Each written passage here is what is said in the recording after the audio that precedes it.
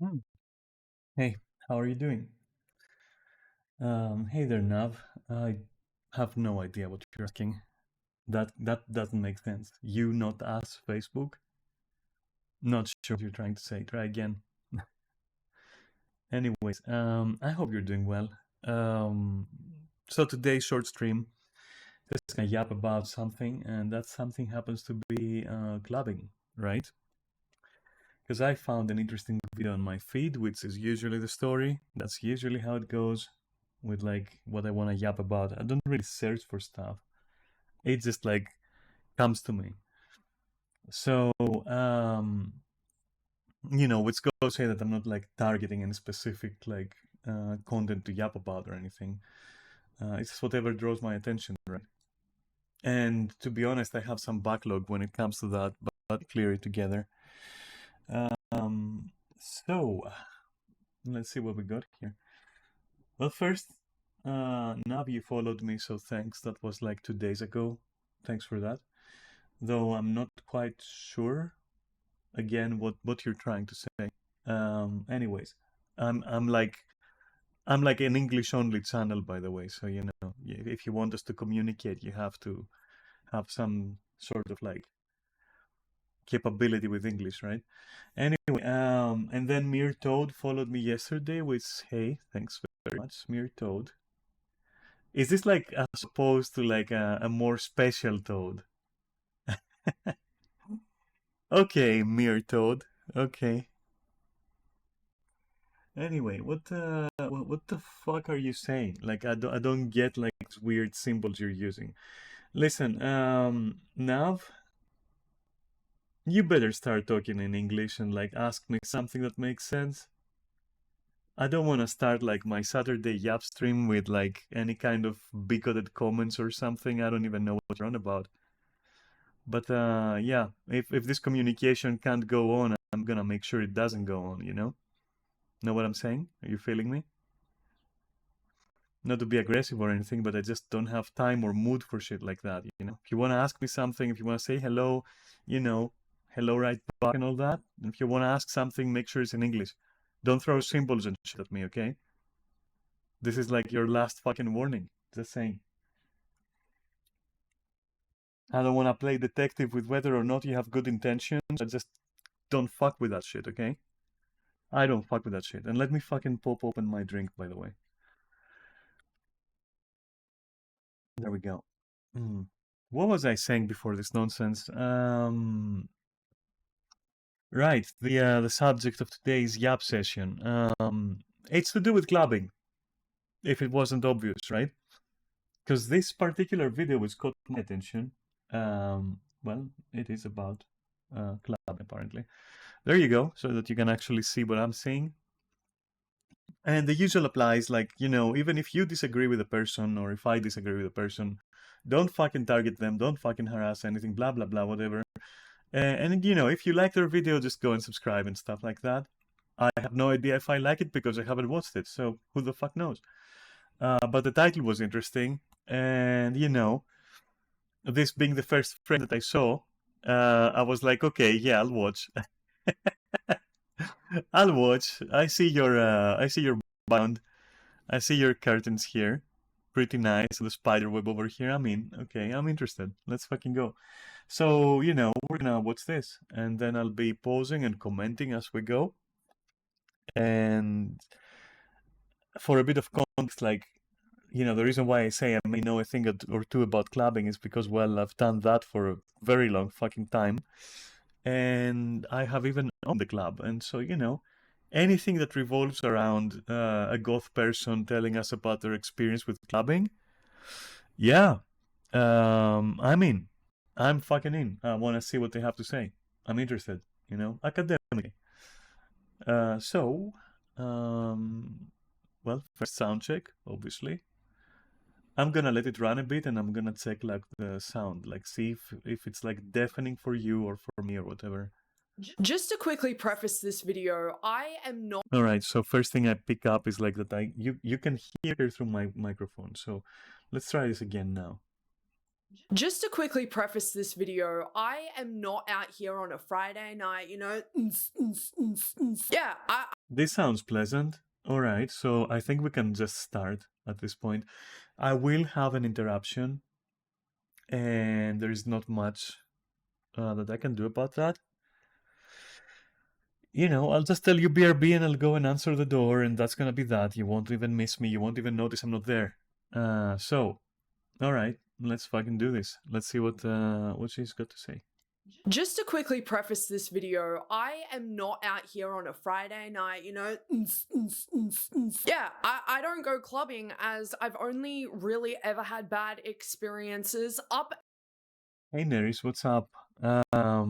So she's only ever really had bad experiences with clubbing. That one is a mixed bag. It depends, it wholly depends which clubs you're going to, and who you are. Like, do you have self-awareness? Like, because for example, if I'm, and I'm sorry that it's this way, but like that's just the way it is, right? If I'm a goth girl, which I am, right?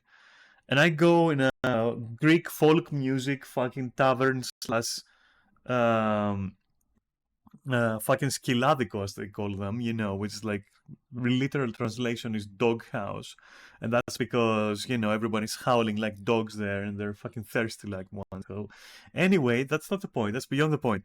But if I go there as a goth person, I can expect to have like a shit time.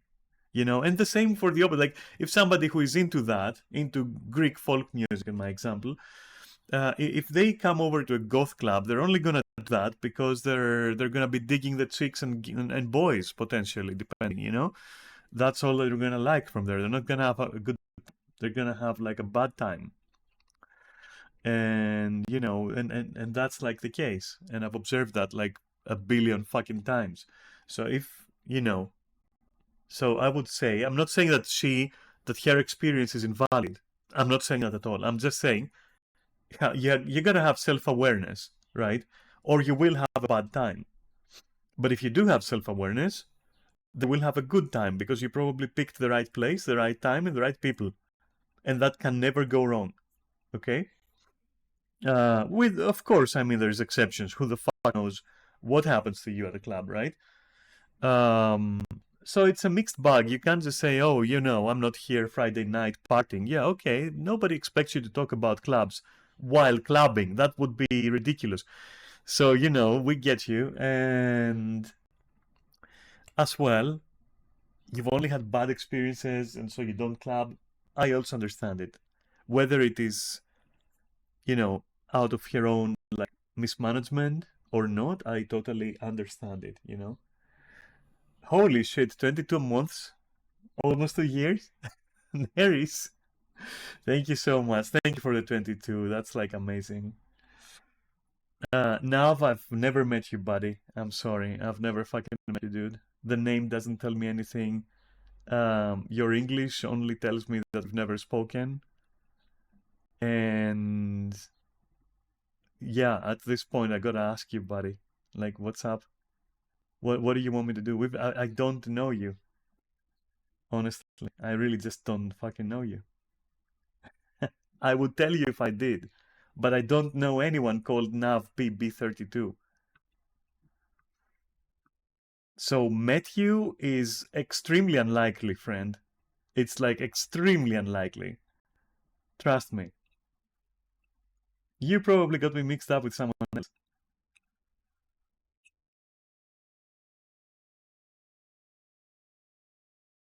Do you have me mixed up with someone else? You've met me 2 times? Where was that? In your dreams? Like, prove it to me. Here's what I'm gonna do. Just in case I'm wrong, prove it to me. Like, beyond any fucking... Prove it to me.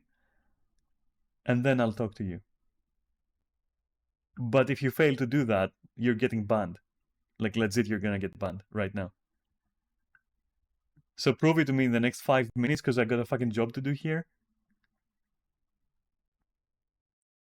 Not to sound aggressive, but like, I'm trying to stream here, friend. I'm not here to fucking socialize, in a way. I got something to want to do.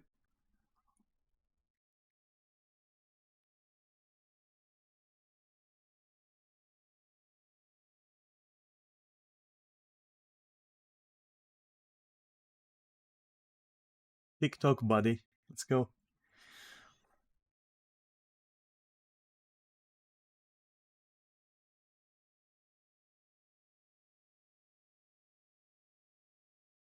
No? Nothing? Still got 2 minutes or something.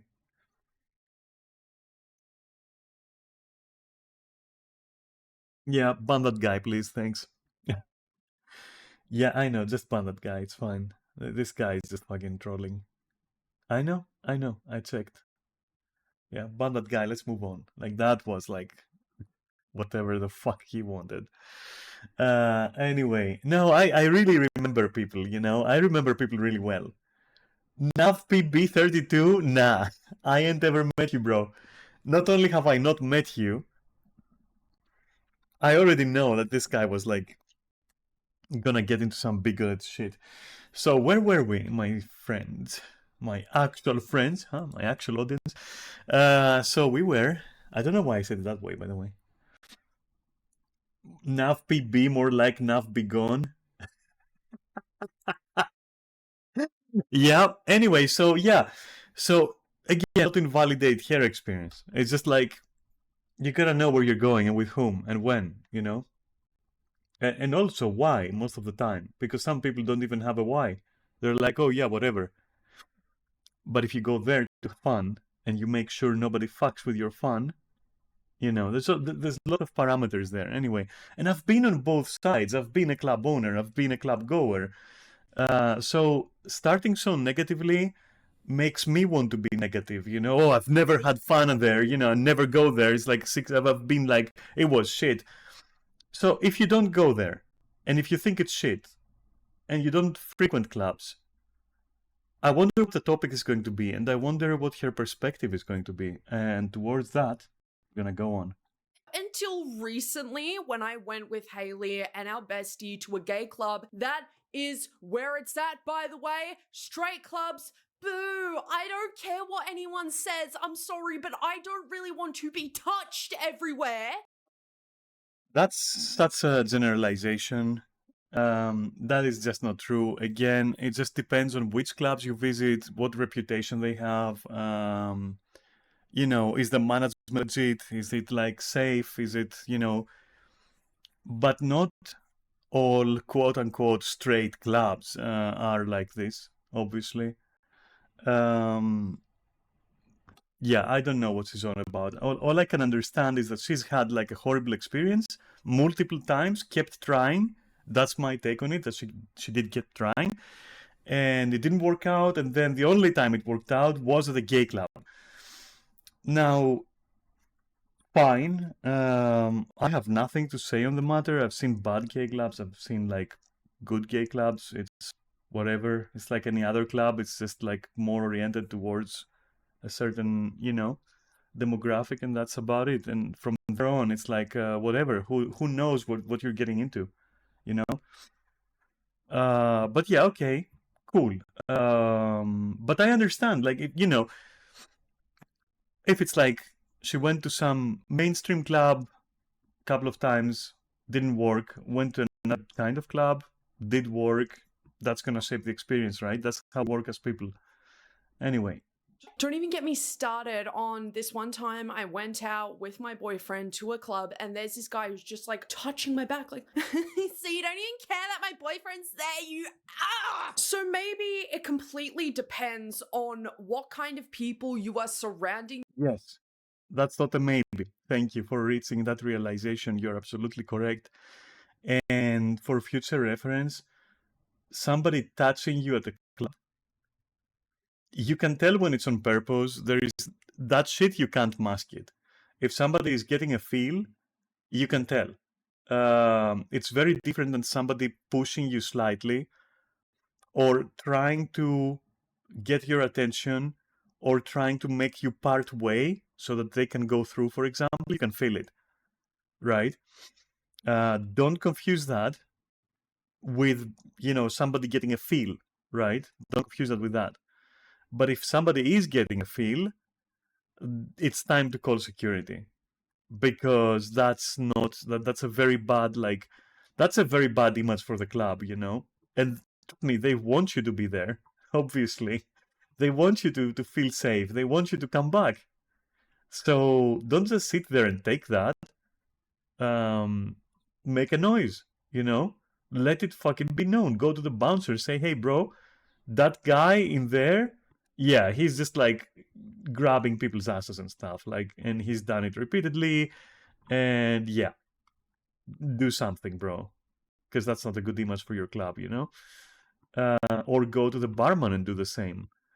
So I'm not sure why she decided to not. I'm not victim blaming, by the way. Don't confuse it with victim blaming, all right? I'm just saying that it was the wrong choice if she did nothing, just for future reference, right? But do expect to be touched as well, just not felt, all right? Just not felt. Expect to be touched, you know, pushed a little gently. Maybe somebody rests a hand or the back of their hand against your shoulder to get your attention. Like shit like that happens.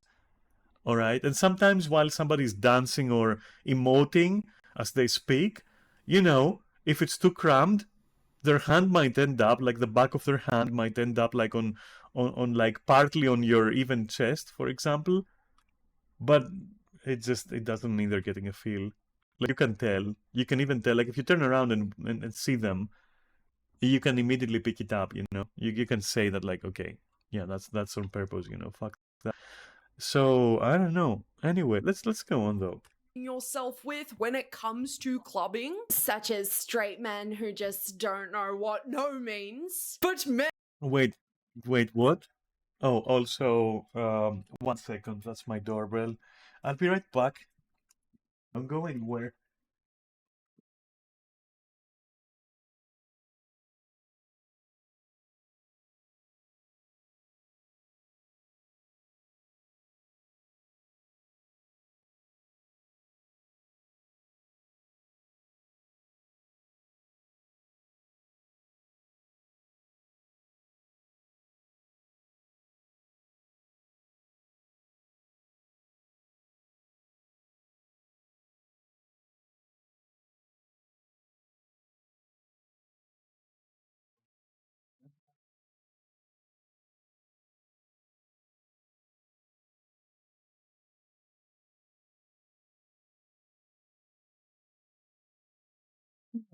That out of the way. I finally have fucking coffee. Don't die. Makes everything better. But let me just assure the way that it's gonna be a mess. Let me just get some kitchen paper.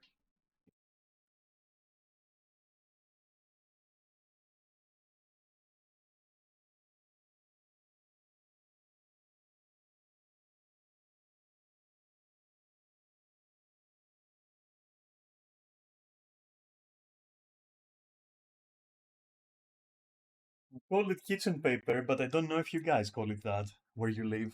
But it's basically tissue paper, you know, it's like the thick one. We call it kitchen paper because that's where we usually use it, you know, to clean everything there. Anyway, whatever. So let me understand what he said there. That was kind of curious to me. We'll even increase the volume, so we call it household paper. That's more proper. Yeah, household paper. Yeah. Anyway, let me try and understand what he said. You might be hearing her through my mic. Also, what a frame. What a frame. Like, I'm sorry. I'm really sorry. I didn't do it on purpose. I'm really sorry. On what kind of people you are surrounding yourself with when it comes to clubbing, such as straight men who just don't know what no means. But So, straight men who don't know what no means. I mean, even other sexualities potentially cannot know what no means. Trust me on that one. Trust me on that one, honey.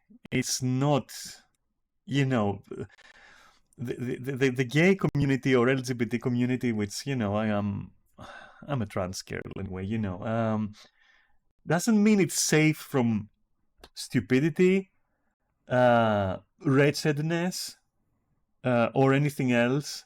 It's just a fucking sexual preference and, you know, orientation and an identity.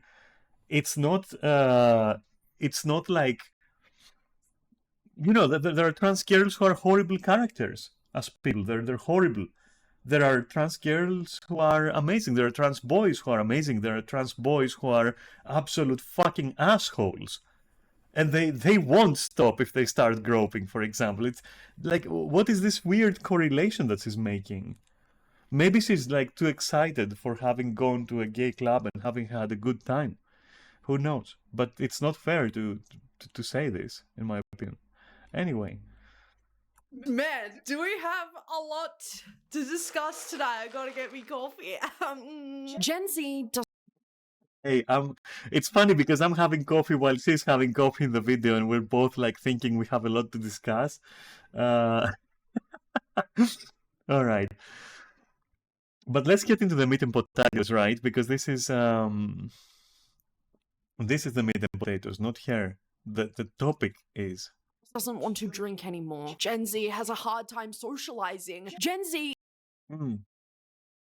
Let me check some of that. So, Gen Z drink less and clubs aren't thrilled. Some small venue owners are noticing that younger audiences' alcohol consumption is dropping, impacting a key revenue stream.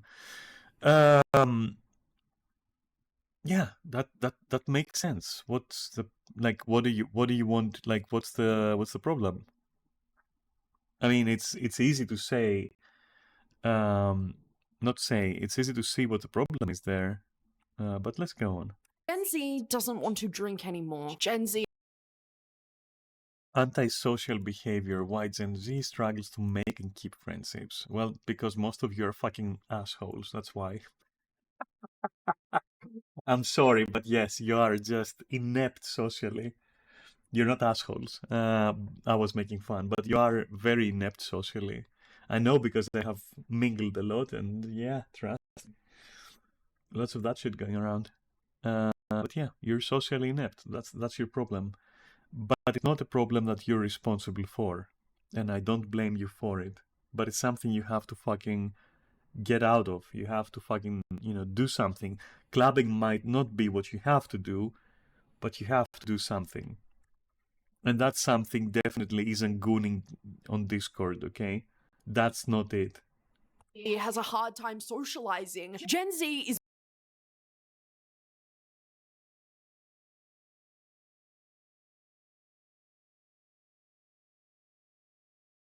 God.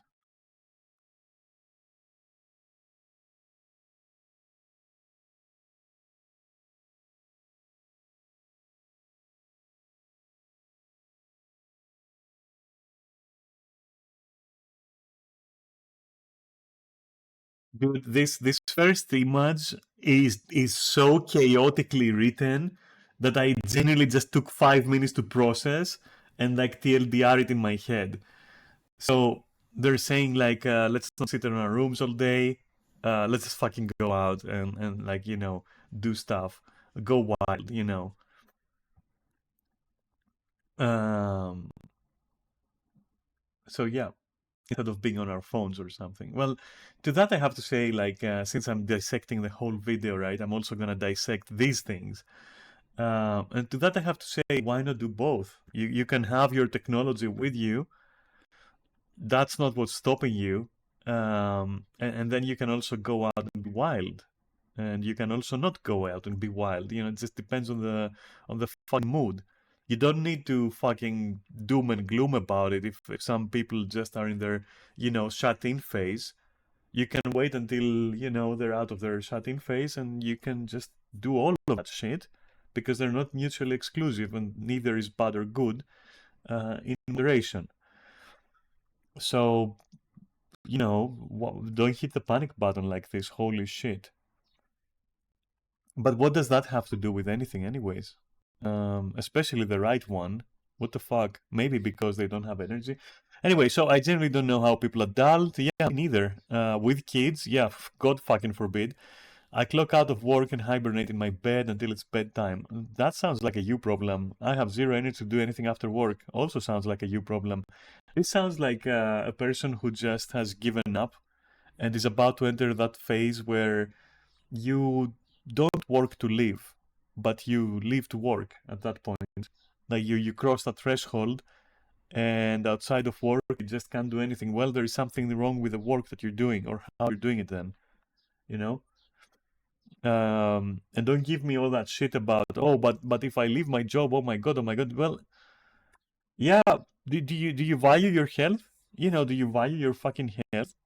Well, if so, you're gonna have to find a way to get out of that cycle, because it's just not gonna change. That's the reality of it. It's just not gonna change on its own. But this seems to point at like underlying issues. If somebody came to me with that, I would say, well, time to drop your job. And if they told me, oh, the job is fine, then I would say, well, time to change yourself then. That's it. You gotta do something then. Get a discipline, start it up, just level it up, level up your discipline, and fucking tell yourself to do stuff. If you really like your work draining you, that could be workaholism, which is horrible, and I'm sorry for you if you have that. But normally if your work drains you to that degree, but you're not enjoying it, you gotta change something. Something's gotta give, Something has to give at that point. Something has to give.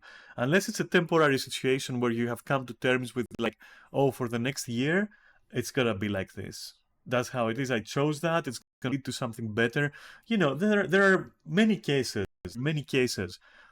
On average, though, if you're like trapped in this cycle of you go to work and you clock in and you clock out, and in between nothing else happens, and that work is not fulfilling, is not your preference, it doesn't give you anything for the energy you put in it, then you are doing something wrong.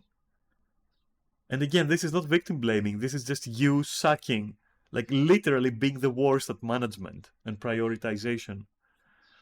So yeah, you probably need to change something. I don't fucking know. And I see a lot of people and I sympathize with them. Empathize, I say, not sympathize. I understand it. I get the frustration, But you gotta do something. Nobody else is gonna do anything. And you know what's worse? If you fucking, if you don't do something about that, eventually it's gonna start having long-term effects, And it might also come to a point where you're numb to it, and you're actually fine with not feeling fine. And you're in that fucking limbo, and you're not getting out of that easily, let me tell you. You're not gonna get out of that easily. So that kind of shit you have to catch early on, so that you also don't have this like sunken cost fallacy of, hey, I have this work, it's paying, I'm not dropping it. Yeah, fucking drop it early on and find another work and keep looking. There is not much else you can do, And if your situation is like to a point where you just can't do any of this and everything sucks, well, then what can I say? Just, I get you, buddy, but, well, that's a kind of a checkmate, isn't it? Nobody can do anything about that. That's it. Because there are checkmates with that shit, More inside their bedrooms than generations previous. But most situations aren't a checkmate. People in it view them as such, and they think that's what being an adult is. Sacrificing everything just to have a job. That is not being an adult. That is being a moron. Anyway, oh no, guys, we're going clubbing because people like wearing jeans and shoes.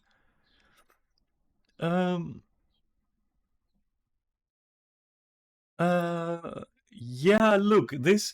All right, so this, right, which is a minor issue, if it's an issue at all. Yeah, people are dull. Like, let's face some truths, like the fact that the majority of people are kind of dumb. The majority of people kind of have bad taste and very generic taste, and the majority of people are like, they fucking suck. So if the majority of people are including clubbers, club goers, you're gonna see lots of that. But on a more serious note, it really depends on where you're going, If you want to see people dressed up in a certain way, you're gonna go at a certain place, and at a certain time, and with a certain company, usually. So I'm not quite sure what this complaint is about, or the counter complaint, because both are kind of shit. I'm not gonna lie. Because what's the chance that like what's the chance that that these guys just don't know what to put on, right? I'd say pretty high. But also, if the other party, if the other side of the argument just keeps going at the same place and expects to see people, you're not gonna see me at a fucking mainstream club, you know. So if you want to see people dressing up to go out, if you want to see me in my fucking hot fucking bodysuit, well, you're not gonna catch me at a fucking mainstream club where it plays hip hop, for example, you know. Maybe occasionally, just for fun, if they even let me in. That's it. So this whole thing is just trash, honestly. But in a vacuum, people not dressing up to go out. Well, some people express themselves with their with how animated they are. Some people express themselves with their body language, with with being amazing when you get to know them, being absolutely charming, you know. So there is that. And there is also that some people just don't know what to put on. They just don't understand, you know, what goes well with what. They just don't have a fashion sense. It happens. What are you gonna do? Like, blame them? If you want to see people who have a distinct, you know, style, just go to a distinct fucking location. End of story. And now, Gen Z has somehow also destroyed clubbing. And you know what's absolutely hilarious too, is that the catalyst for these issues often go ignored, neglected, and overlooked because, oh, you know, we had it rough back in our day, and we came out on the other end just fine.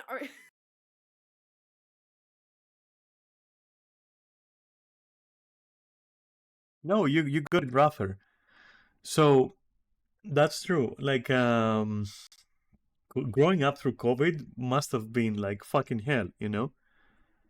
And these guys just missed a lot while at it, while being shut in due to COVID. They you know, they missed a lot. It's not their fault, man. Nobody though is saying, this is what I want to say though, to add to it, is like nobody's fucking saying, oh, you back in my days. Nobody says that. Nobody's even like blaming anyone. Only very, I don't know, I want to say very hardcore people are gonna be like, oh, these guys, they don't club like us anymore. You know, we had it rough and we still clubbed. Yeah, no, nobody really says that. I don't think. I have never heard it, at least. Um,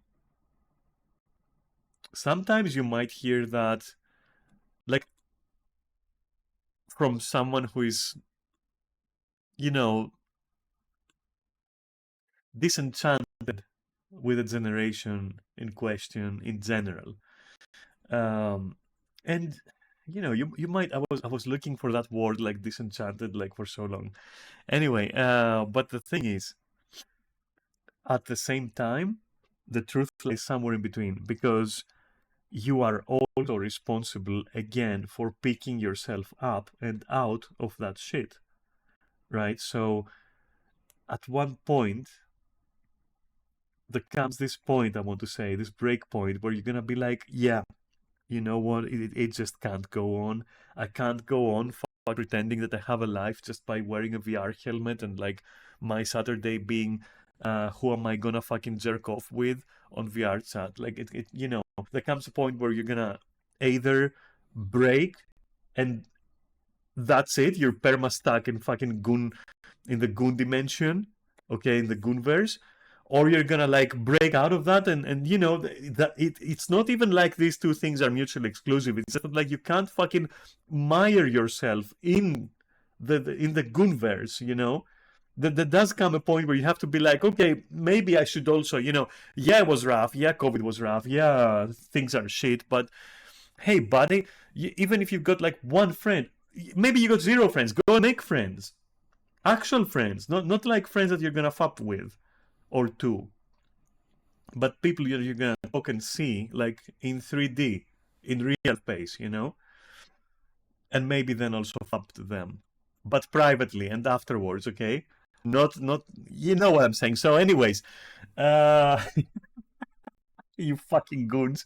Anyway, but for real though, that's the truth. So nobody's blaming this fucking generation. We know we had it rough. We had it rough as well. you know, in different ways. We had some like other problems, mostly like in our heads. We got over it. Socializing was part of getting over it. It was a necessary ingredient. All we're saying is, let's say that I'm like talking for everyone this time. This once, all we're saying, probably, maybe some of us more aggressively than others, of course, which is not wanted. But again, the point is, most of us are saying socializing in real space, not virtual space, may be a necessary ingredient for getting unstuck from the fucking gooders, okay? That your generation has found solace in, right? And to that capacity, I would agree. To that capacity, but not to the very aggressive, oh, you know what? Boker murder? No, no, no, no.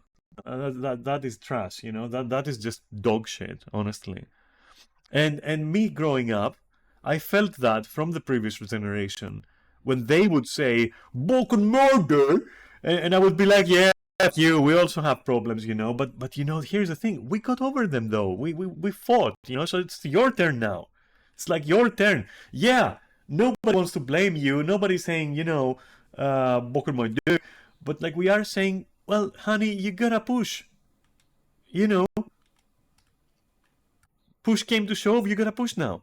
What are you gonna do? Are you gonna like embrace the fucking Gunverse? Are you gonna like what, be miserable and alone your whole fucking life? And like make TikToks and that's your way of social? Nah, I don't think so. And you don't think so either, I don't think. Anyway, moving on. Okay, if we're so fine, Philip, why are we cracking 10 cold ones open up on a Sunday night? You're not okay, sweetheart, and that's okay. But it's kind of insane to constantly In my healing era? What the fuck is a healing era? What is that? Nobody can afford going clubbing every weekend. You're not meant to. You're not meant to. It's meant to be a build-up. It's meant to be people getting together and going like, oh, dude, you know, this is going so well, you know, or this is not going so well. Shall we go out like tomorrow? And then you go out and then you have, you know, fun, presumably, if you still remember what the fuck that is, you know, being so deep in the Gunverse. You know, actual fun that doesn't involve ejaculating, I mean. And maybe you do that and then you go on a cool down, both money-wise and mood-wise. You go on a cool down, right? You don't have to club like I did. You don't have to club every fucking week. It's expensive. It's also expensive, and you're gonna get tired of it. You know, unless you're me, because I have like godlike stamina, and I don't get bored easily. I have a unique gift, I guess. I just don't get bored easily. I can do the same thing like a fucking 50 billion times, and you know, yeah, do the same thing, expect something different. The definition of madness, right? I'm not expecting anything. I am blessed. I am simple. I can just go and enjoy it over and over. I'm not saying you should do that though, because I don't know many people who can do that. That easy and simple, I guess. But on the other hand, you're not meant. You know, you're not meant to go that often, which is also a reason why you should make it count when it happens. The right people, the right place. I already told you that. Come on, dude. Anyways, entry fees are damn near $25. Yeah, $25. What kind of club are you going to? 25 fucking bucks? Nah, pull the brakes at 10. Pull the brakes at 10, which should include a free drink. Anything else, you just shouldn't accept it, in my opinion. Anything else, you know what you gotta do? Anything else, you grab your friends, you go to your place, you know, flip out a fucking 10-pack or 20-pack, and chug some beers, chug some cold ones, chill with your fellow, have some fun, put some good music on, cuddle, I don't fucking know. Just fucking do it at your place. That's it. $25? Where the fuck are you clubbing?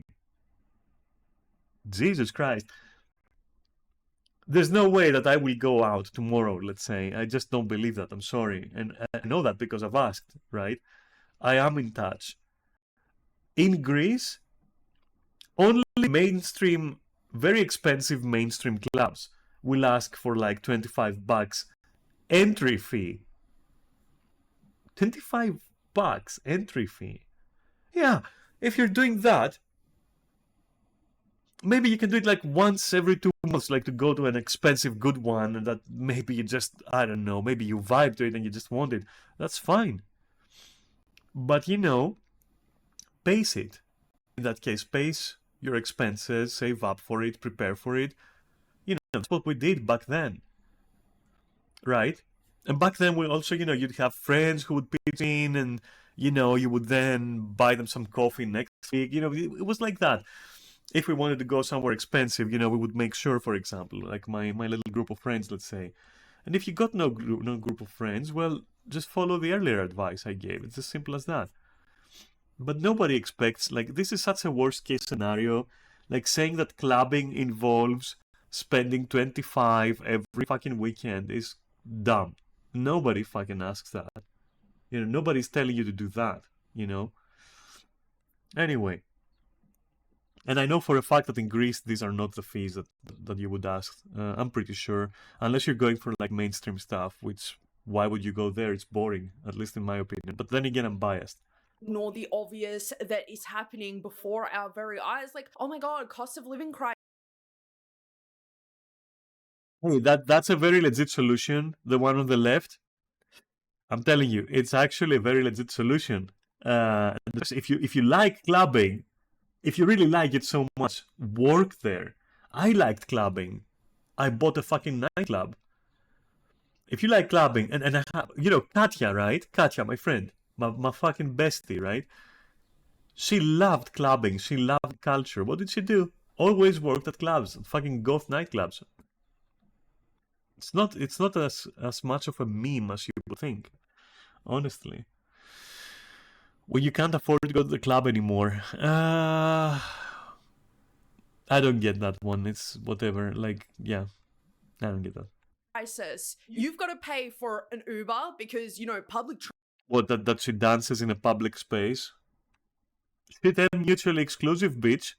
You should dance in a public space. Fucking do whatever the fuck you want. It's your world, You're inheriting that shit. Go wild. Do something social. This is social. Do it.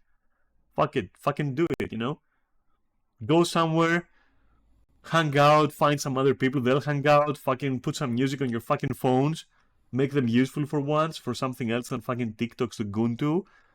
And put some music and dance with your friends there. That's it. And fuck it. Whatever. Transport is, don't even get me started. PTV, never catching it again. Especially after 9 p.m. With club culture here in Australia, like, people are not going clubbing until 11:30, 12 a.m. It's also... Yeah, that's true. That's true. That's true. That's the same in Greece. We're very similar in that, it seems. Yeah, it starts here. It starts around like 12 at the night, maybe 12:30. Goes all the way until like 7, 8, 10 o'clock in the morning. I'm not even joking. After parties are pretty cool sometimes. Yeah, because otherwise it wouldn't really be clubbing. If you want the full experience, that's what you want. You don't want like some softcore fucking dog shit 8 o'clock fucking, yeah, by 11 we're done, and then... Nah, that's not how clubbing works. That's just going to a bar. That's how we call that. Like fucking bar strolls, And usually you would combine bar strolls with then clubbing. That's, that also goes well together. But again, not to gatekeep. I wouldn't, practically speaking, I wouldn't have anything against clubbing a bit earlier. But at the same time, if we're talking actual clubbing, the clubbing that we're talking about in this context, yeah, you would consider it usually common for it to begin at like 12, 12:30 even sometimes. And that's also how after parties happen. That's the definition of them. So clubbing kind of naturally starts at around there. That's not... If somebody goes like, I ain't got time to fucking wait until 12:30, don't wait, motherfucker. Congregate with your friends, do something wild, do something cool together, play some games on the couch, cuddle. I don't give a fuck. Do something, you know. Ideally, don't have dinner though, because that's, you know, you might regret that later. Maybe something very light, you know. But anyway, and hide, right? And just sit there and chat, and then before you know, maybe have a drink as well, so that you don't have to drink to chug a whole keg down when you go there and fucking go poor because of that. Maybe get a beer or something, just a soft drink or whatever. Talk about your week. Like, do you want me to give you the instructions of how to human? What the fuck, dude? And then when the time comes and the atmosphere is built up and everything, somebody's gonna say, "Hey, let's fucking hit it. Let's fucking go. That's it. It's time. Let's fucking go. Let's sort it out. Like, how are we going? Everybody pits in. We get a cab or something. Get an Uber. It's not as hard as you would think. Like, what the fuck, dude?" So the fact that alcohol is so expensive, the entry fees, and then on top of that, everyone constantly has their phones out because Yeah, that is true. oh my god, look at her. She's jiggling those bag of bones. Well, that's kind of okay. I'm sorry, but like, yeah, that one is a bit. I'll tell you what. It is disrupting. It's interesting because I don't mind people being on their phone in a club, because maybe you're lonely, maybe you just went out on your own, maybe your friend is in the fucking bathroom and they got lost in there, gooning to something or someone on their phone in the bathroom. Who the fuck knows? So you're left alone. You got your phone. That's it. Okay. Well, I'm not gonna go into why I wouldn't, because I don't consider it safe or private enough. So you know. But let's say you do that, right? And also because me personally, if I'm going there to do the thing, right? Okay, booty calls. That's a good example. Like booty call, right? You go there for a thing, okay? Consensual booty calls, by the way. Just to be clear, you go there for a thing. What are you gonna do? Flip out your phone? Are you fucking stupid? And it's the same with clubs. And again, it might sound like gatekeeping, but it's not. You're supposed to go there for that. Put the phone down, kid. Look with your eyes like around you. That's what you're supposed to do. Just look at people having fun, maybe join them. You're not supposed to be looking at your phone, you know? And personally, for me, as a club goer, I don't mind if you're on your phone as long as you're not fucking recording me, you know?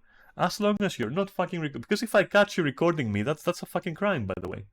That's legit a crime, and it impeaches, if that's the word, on my privacy and my fun in my private moments for which I paid for.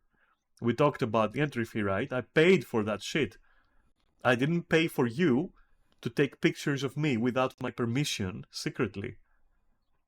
So that's where I will say, hey, drama queen. It's not the act of checking your phone. It's that, like, high chance you're saying somebody's fucking filming you, and that's not all right. Okay, so yeah. Does she know that she doesn't have an ass TikTok? Am I right? Oh my god, I got a million likes off of somebody's really embarrassing moment. Like, are you proud of yourself, man? Oh, what? She's agreeing. I'm sorry. I understood it wrong. Hey, sorry, drama queen. We're on the same wavelength on this one. Why aren't Gen Z going clubbing? I wonder why. Nobody dances with their hands up, by the way. We never did. Nobody fucking did that in my generation. We never fucking danced with our hands up, okay?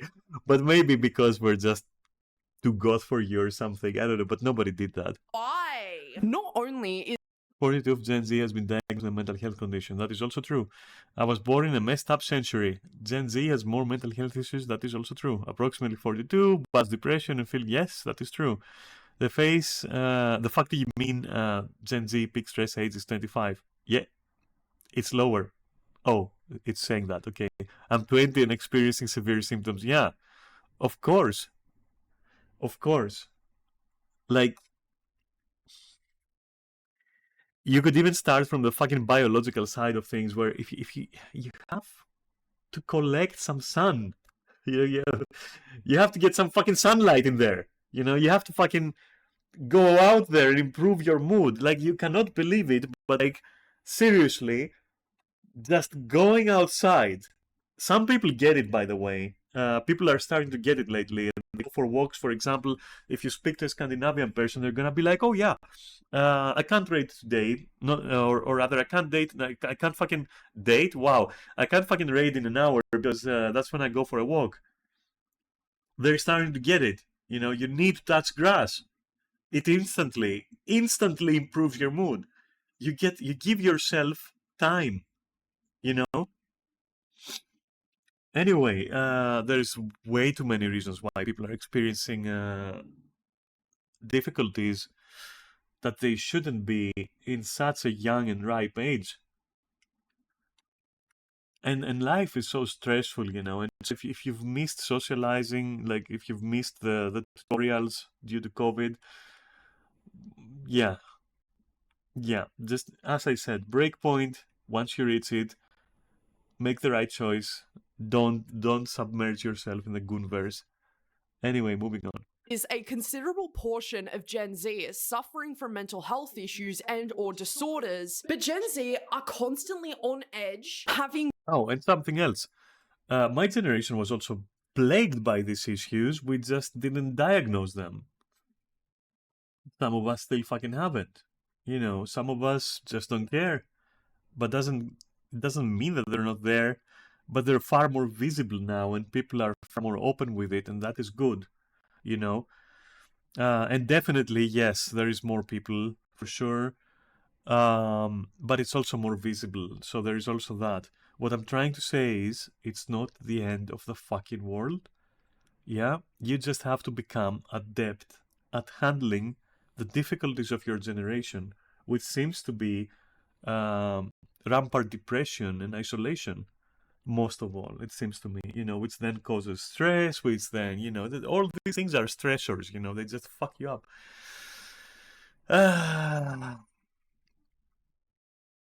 Freaking youngsters can't even dance. Yeah, they never had the fucking opportunity. Listen, there is. Alright, so.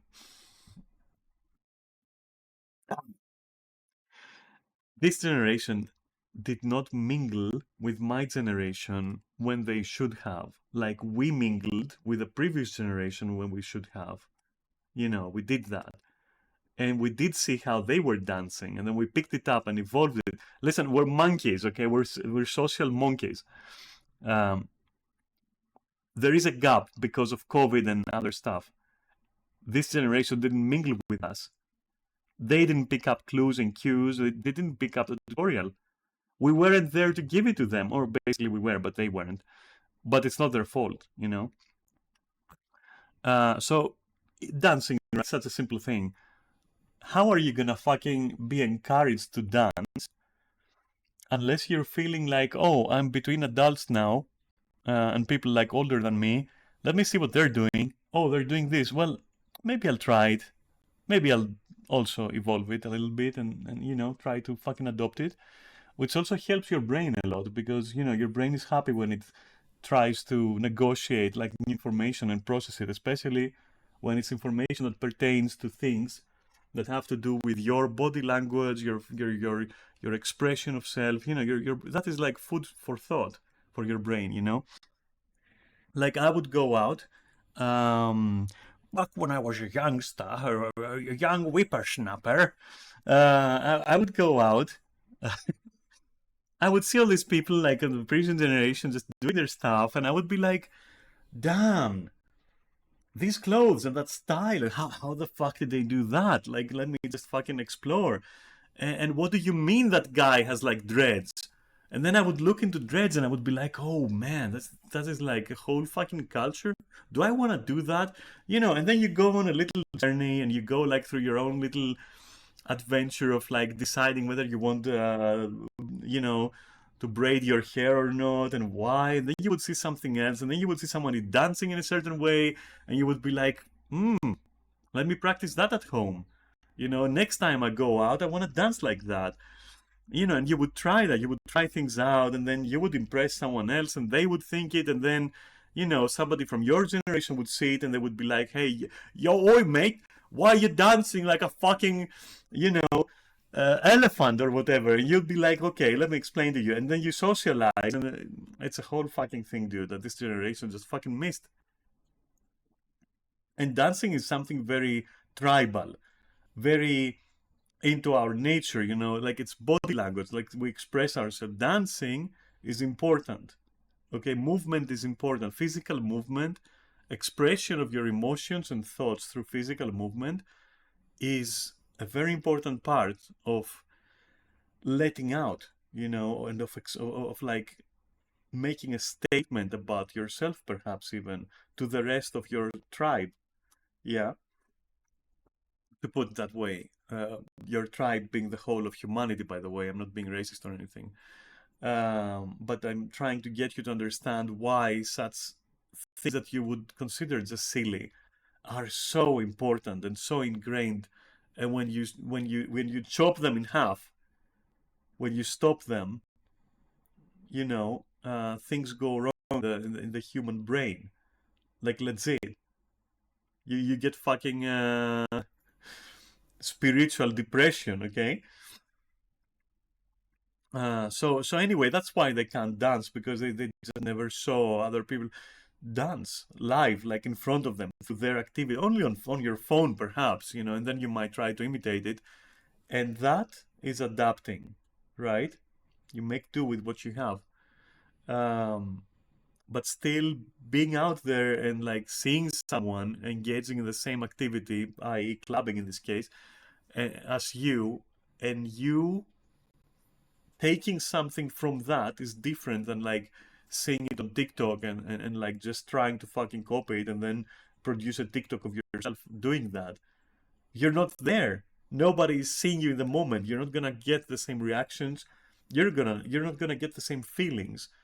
And you know, you might also edit yourself, which means that you're basically skipping the whole part where you fucking fall flat on your ass doing something.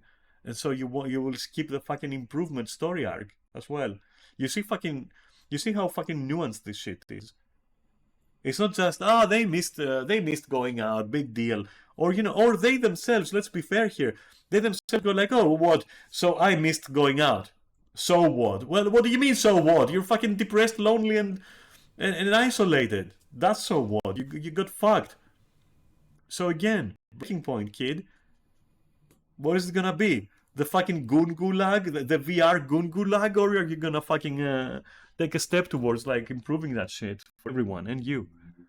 You know, your choice. Nobody's gonna judge you for it. We don't have time to judge you for it, you know, as much as you would think. But you know, somebody's gonna tell you how things are. Anyway. Their worst moments broadcasted to millions of people on social media. However, something that I feel like isn't spoken about often enough is how afraid people are these days of letting loose and throwing them juicy cheeks back in the club. Yeah, fucking please, sister. Because, you know, that's the environment that you do that kind of stuff in, but there's so much judgment, so much shame. Yeah, okay. So this doesn't look like a nightclub. That is true. That looks interestingly well lit. I wouldn't be against the idea of a well lit club, depending on the mood. But the darkness, to embrace my inner, you know, darkness dementia Raven way self. Um, Shadows to the author of Immortal, by the way. But like to embrace that side of me, I will say that being bathed in darkness, you feel safer. You feel more isolated from, you know, you're not visible.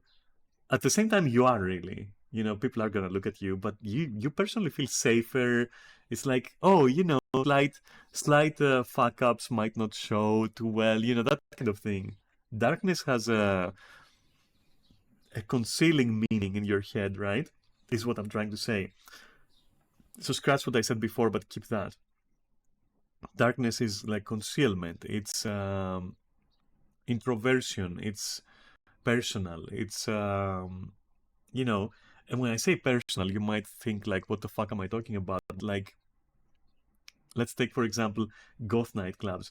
You go there with your darkness, in the dark, being dark as fuck, you know, and there are other people who are sharing that darkness. You might not want to believe it in that moment, but like, yes, that's why you're going there subconsciously, to share that darkness and you know, dancing it with other people, with other creatures of the dark. Okay, everything is about darkness, dark, dark, dark.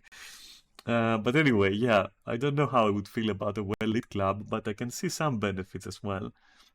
Could be the opposite, where you're bringing it out openly, you know, or some shit like that. But I don't want to like philosophize about that crap too much.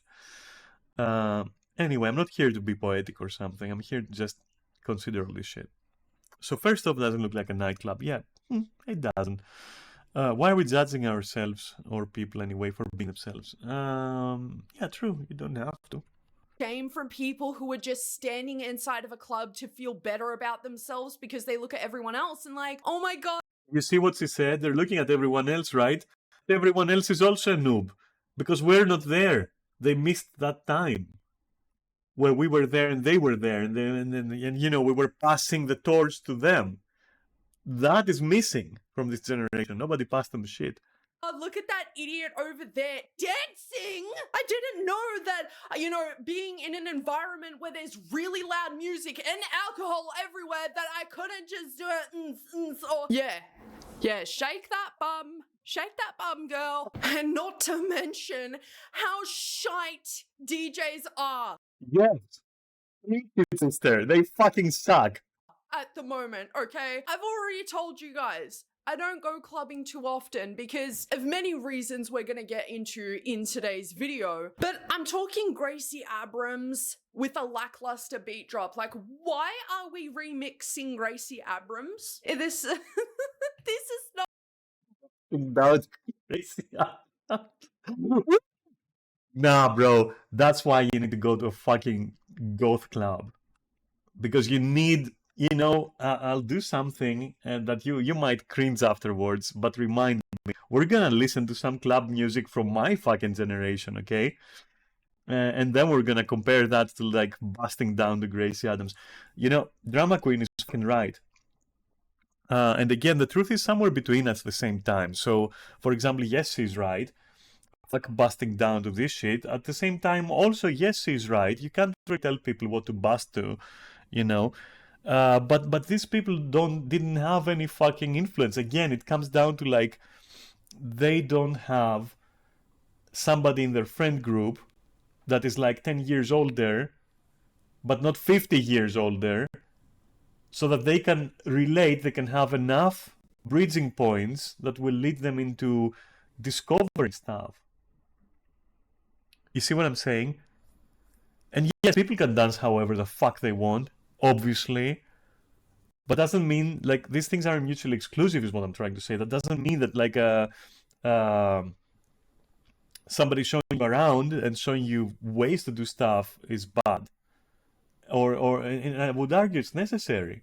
I would argue it's like, why are you forcing yourself to reinvent the wheel, you know? But in this case, it's more like, damn, you guys have to reinvent the fucking wheel. That's rough. Socially, you have to reinvent the fucking wheel. It's rough, you know? Anyway. Not the environment for that. But it doesn't mean you shouldn't try. And it doesn't mean that, like, everything is over, you know? What it probably means is stop gooning and start making friends. And you know what? I know that it will sound suspicious when I say it, but, like, quite honestly, maybe try to make some friends outside of your comfort group. So maybe somebody who is 10, 20 years older than you know, because you missed that gap, right? You missed, wow, you didn't miss the gap. You missed like that bridging point, and there's a gap there. So now it won't just be enough to be friend, to have like somebody in the group, to put it that way. You get what I'm saying? Who is like 6 years older. You're gonna have to have somebody in the group who is like 10, 15 years older for that gap to be filled now, you know, where they will offer you like some info you might be missing, some kind of cue or some kind of context or some kind of information, you know, as I said. Anyway, and that is made even more difficult Because as Drama Queen is very well saying here, they're afraid. And of course, how would you not be afraid of somebody who is like 10 or 20 years older than you? You know, to you, that thing is like a beast or something that you don't know how they're gonna act. You know, you've heard so many things about them. They're not like part of your tribe. You know, the fucking grew up through COVID kind of tribe. You're gonna start thinking they won't understand you. You're gonna be afraid that they're gonna be judgmental. You're gonna be, but in reality, we're pretty chill people. Just fucking adapt. Yeah, we're gonna have like an age gap. It's COVID happened, things happened. We wasted time, or time was stolen from us. But we can definitely, reach towards each other through that fucking gap, and fucking exchange information. Or like espresso for the millionth time, but no Von Dutch. Classic, but still. Like, you think I like feeling out of the loop? I would love to have, like, which occasionally I do, I would love to have some people in the group who are like 20, or like 22, or 24, wow, stroke. 24, for example, right? My brain went like a 24 for example, and I was like, 4. Anyway, but you get what I'm saying, right? It's a shame. Like, I want to know what these people feel. I want to be friends with them, for example, and others in my place want too. And it breaks my heart sometimes when somebody would be negative to this experience, to this exchange, let's say, or contact or interaction based on their like prejudice or fear on their side, I guess. I mean, to be fair, I'm also kind of prejudiced, because when somebody's like 22, for example, right? 20, let's say. You're a fucking embryo. Let's fucking face it. I'm kind of worried.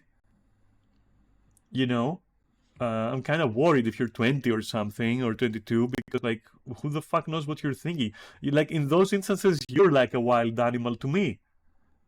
You're young and unpredictable. That's dangerous. So, but we have to kind of like meet halfway.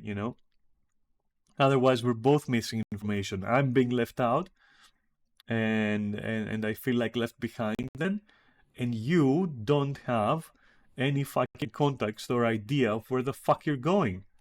You don't even have necessary knowledge to understand where you need to go. It's loss if we fucking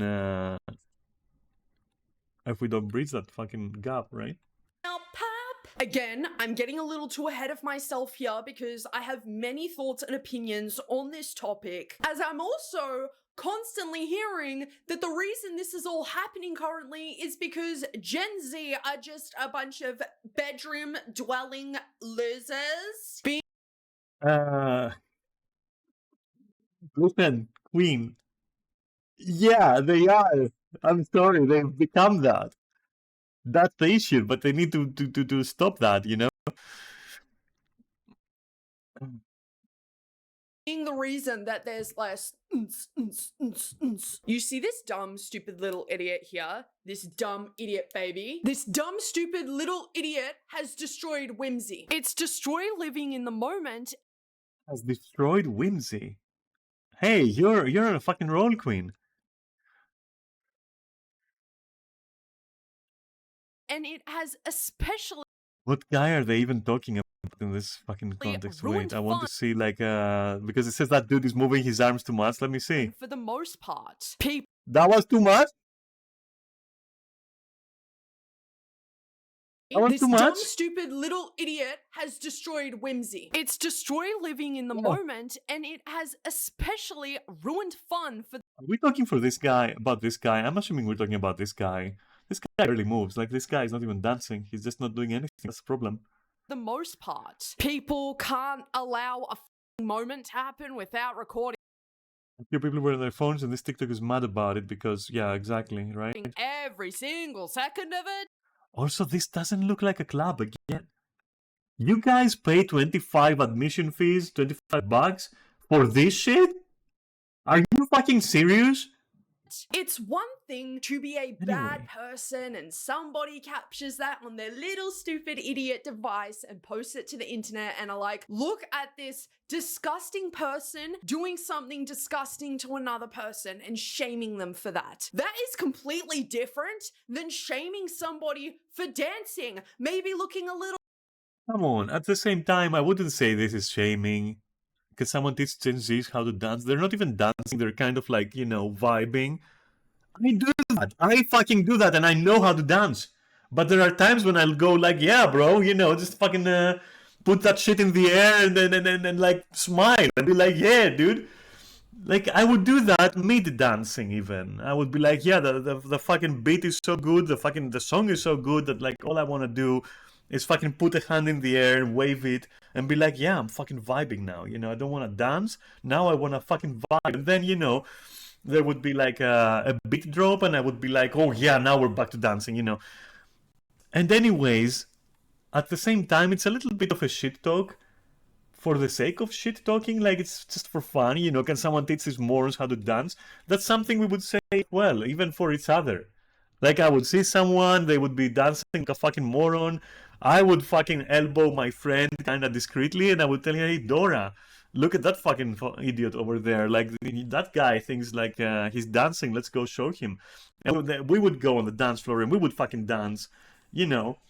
And then potentially that guy as well would be like, damn, you got moves. And I would be like, ah, let me show you. You want to fucking learn that? Let's go. And then you're friends. And this is a true story, by the way. You're friends, and then you buy them a beer, they buy you a beer, and you're like, yeah, dude, let's fucking go, you know. So a little bit of shit talk doesn't matter. So I can't really say that this is shaming. Come on, dude, this is not shaming.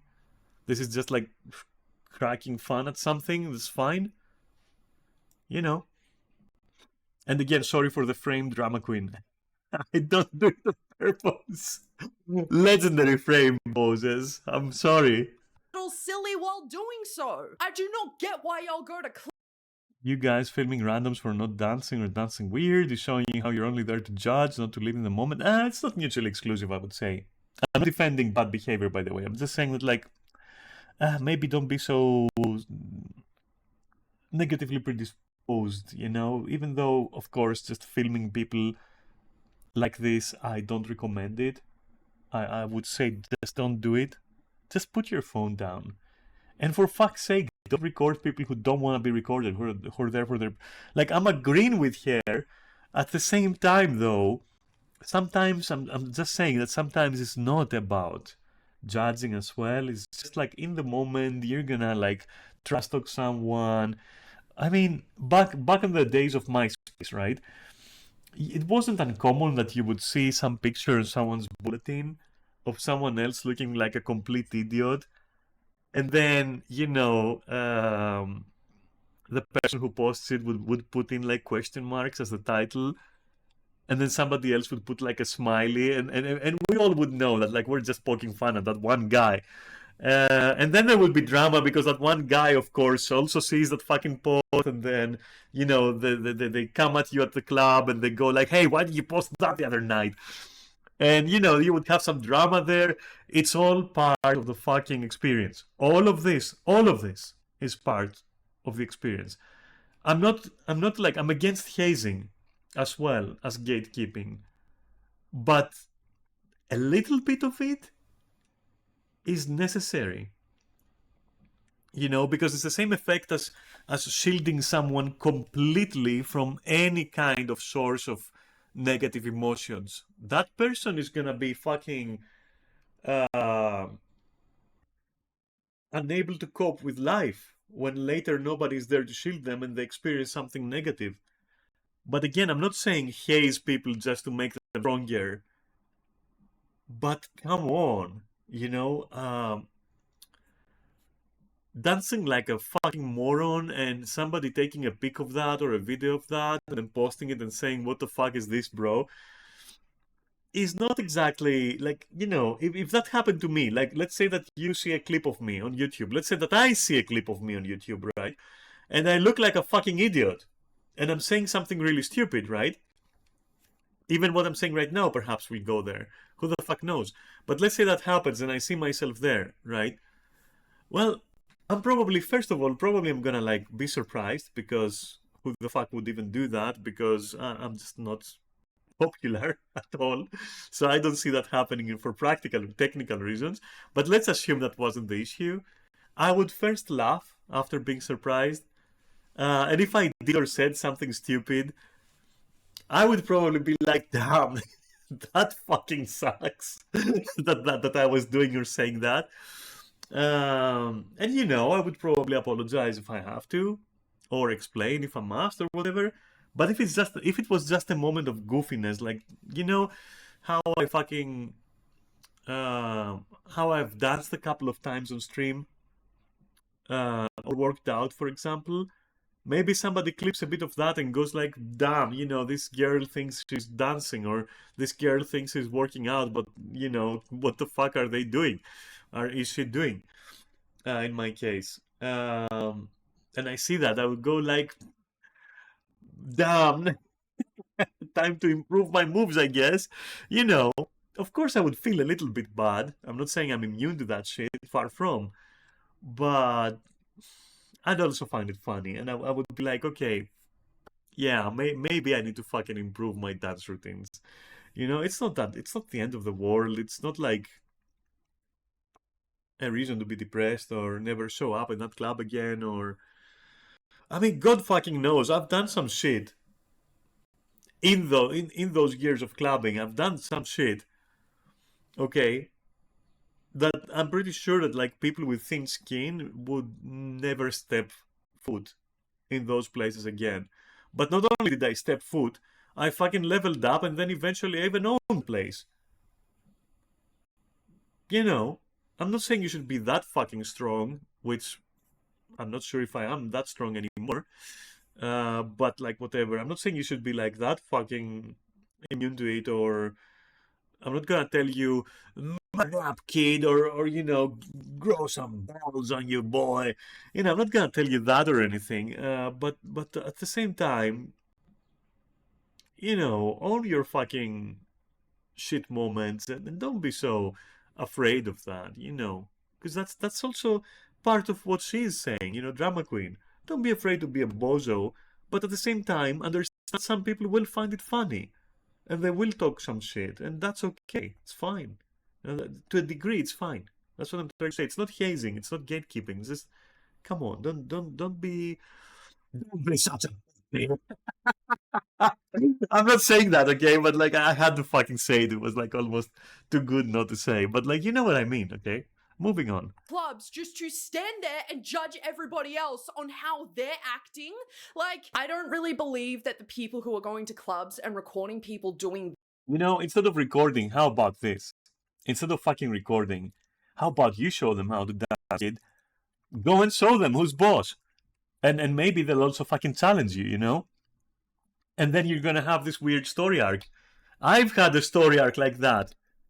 Not just once, more than once. I've had a story arc like that. Where I would go, week one, right? I go, well, first week, right? I go, I dance, there is somebody else there. They're dancing so much better. And I feel like an idiot because I'm just flailing. And I'm like, fuck me, dude. And then I go home and I'm like, I gotta grow stronger. And then next week I go there and they're there and I know they know. And again, we dance, you know, on the same stage. We're both there, we're both dancing. And I'm popping my new moves. And then they pop up some new moves and they school me. And I'm like, but we're not even looking at each other, you know, directly, but we know that there is something there. There's like this fucking rivalry. And, you know, this thing like culminated into eventually getting to know each other, actually. And telling them, like, you know, I looked up at you, you know, but now, you know, it's interesting that you're telling me that, for example, I dance well. Because I was expecting that person was gonna tell me something like, you must defeat Shang Long to stand a chance, or some shit like that. But no, they were like, you know, nice dance, you know, you move in a very nice way. And I didn't expect that. I was like, well, you inspired me. You know, in my head, I had to be as good as you. You inspired me. And the person was like, yeah, you got this, you know. And it didn't evolve into more than that. But after that, every time I would see them on the stage dancing, I had a person there. I felt a connection, even if no one else was dancing and only that guy was dancing. I knew I could go on the stage and dance. I was accepted. It felt nice, you know. It felt nice to know that there wasn't any rivalry in the end. It was just like we secretly just, I guess, kind of liked being there and having this sort of thing, you know. And it never was more than that. It was just like an acknowledgement, you know, and most of the time silent after that even. But we knew, you know. And we kind of liked the same songs as well. So whenever some of our favorite songs would play, I knew that that person was gonna be there, and it helped me so much because I was afraid to dance, by the way, and having someone there, knowing that if I dance, they're probably gonna be there, you know. And so, but if you just sit there and record and go like, haha, like even if you started as a rivalry, let's go there and try to be the queen of the dance floor, literally, or the king of the dance floor. Just do it. You never know what's gonna come your way. You know, just do it.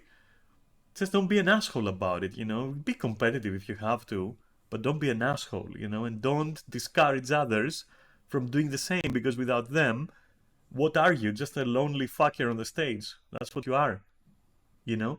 Nobody wants that, because we're social animals. So just encourage it by doing it, you know. And what's better than like being appreciated for your cool dance moves? I don't know what is. Like it is one of the best feelings, you know.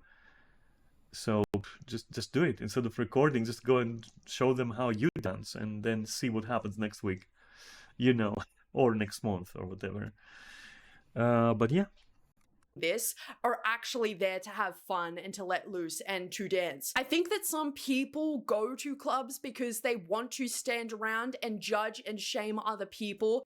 Yeah, that's true. Some people do that. That's true. That's you will never dodge that, regardless of the club. Because they are too afraid themselves to let loose like that. They're too anxious to do that themselves. And look, this is coming from somebody who has bad anxiety. It's one of the biggest reasons why I don't go clubbing. But I'm also not going to stand there and judge people on.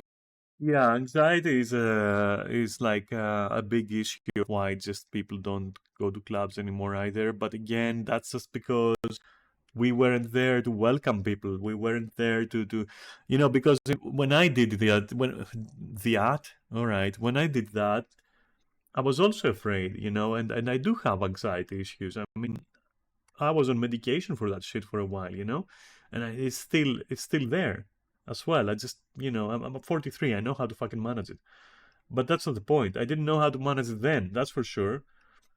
And I would get the extreme bouts of agoraphobia, blah, blah. Anyway, we're not here to talk about me. We're here to say this.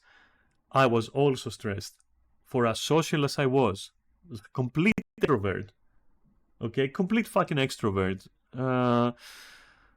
As social as I was, I was feeling such immense anxiety going out, you know? But here's the thing. First of all, you're not alone. Other people are feeling like this. And now that might sound terrible. Why would I go to a place where people go there to just feel anxiety? We're not there to feel anxiety.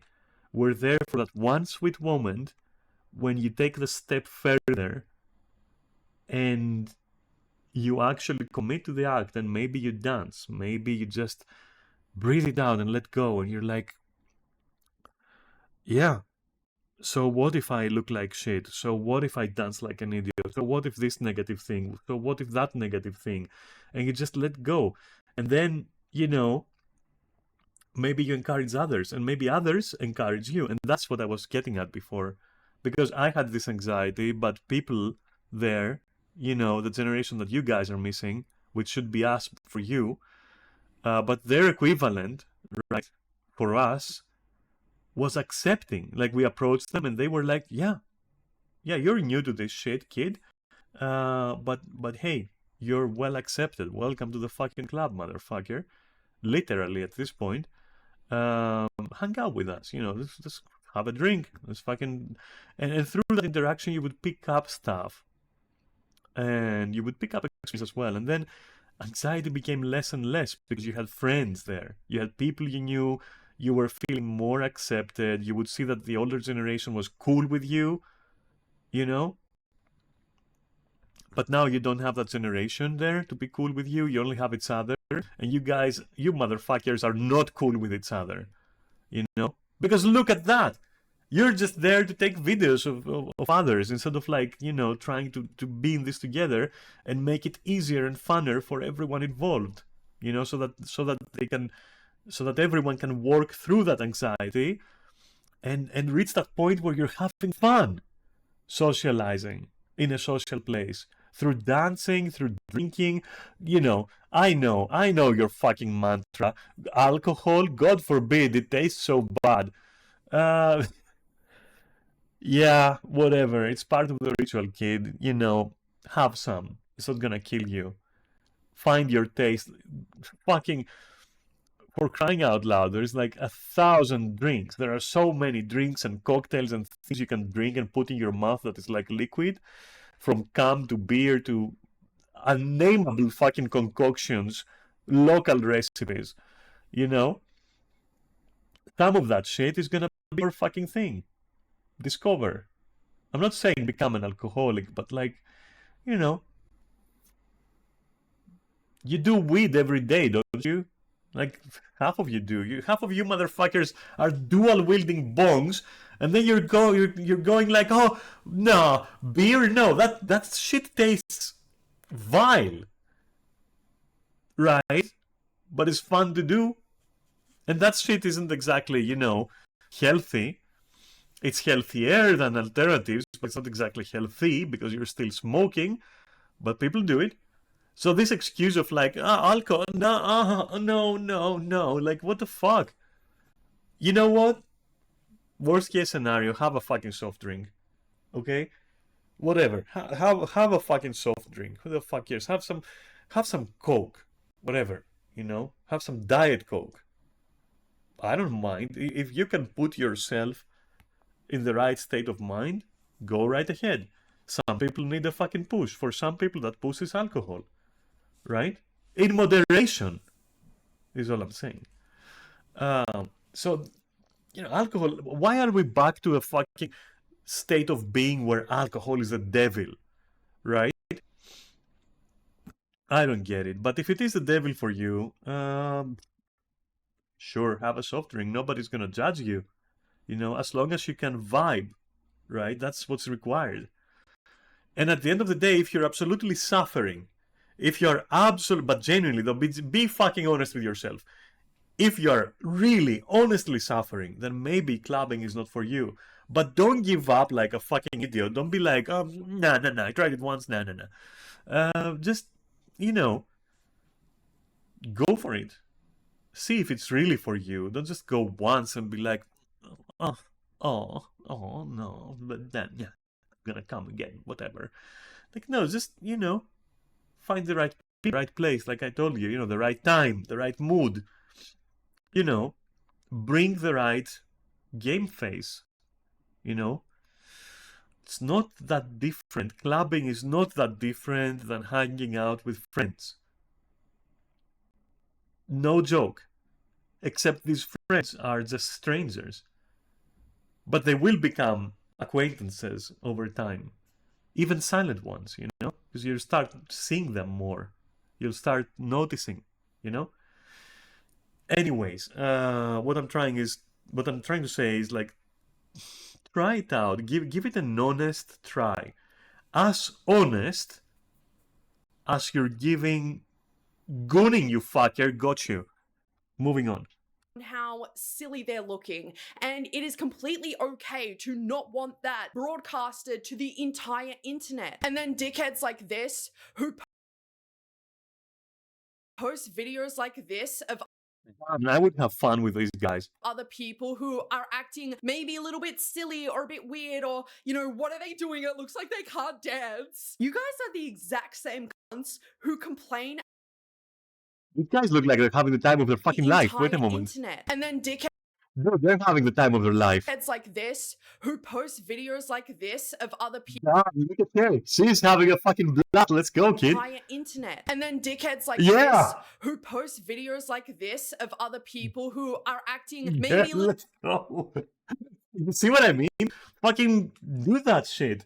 little bit silly or a bit weird, or, you know, what are they doing? It looks like they can't dance. You guys are the exact same cunts who complain about people standing in the corner on their phones. I mean, not only are you doing that, but it's so, like, I'm so surprised that people are a little too afraid these days to get a little crunk, get a little loose, because they've always got a phone on them. They feel like they're always having to perform for social media, because if they are to dare be a silly human being for a couple of minutes, that there's so much at stake there for that. I will never forgive my generation for ruining club culture. Like, bitches really can't go to the club and have a good time anymore. The millennials. Yeah, I think you guys are cocking yourselves when it comes to that. I'm sorry. And I wish we were there to fucking uncock it for you. You gotta uncock it for yourself now. It can be done. And socializing is important. And clubbing is good socializing if you know, if you know how to handle it. Actually, I'd say arguably one of the best forms of socializing, because it's just dancing. At the end of the day, let's go on. Told me they was out there sweating they weave out. Did you hear me? I said sweating they weave out. The bitches these days are so strict, they leaving as soon as the lace start lifting even a little bit. Everybody standing around filming, trying to pretend they having a good time, but nobody out there shaking ass. And here's Preach it, girl. the thing, I'm not sure which clubs y'all are going to where you're complaining about not coming out, you know, sweaty and stuff. Do your clubs have the air conditioning? Yeah, so I'm gonna tie this to what I said in the beginning about what Drama Queen experienced. Right back at you, even though you're right, Drama Queen, right back at you. I don't know what clubs you were picking where you had bad experiences so many times in a row. It sounds like bad choices right there. Research your clubs. Like, now more than ever, it's very easy to research a place and find reviews and find like, pictures and find like even videos and find samples of the music is going to be playing and, accessing their menu. You're not even risking shit, which is good. Because as much as I am the exploratory type, I did hate it when, back then we didn't rely that much on like online, right? So where somebody would say, let's go to this club, it just opened and, it's supposed to be this and that. You knew that you would never blame the person because they themselves were kind of like taking a little bit of responsibility for saying it.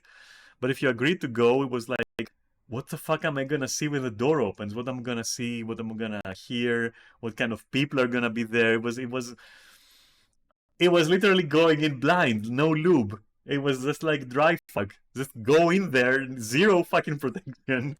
You don't know what you're gonna find. But you guys don't have this anymore. You can prepare down to what you're expected to wear at place.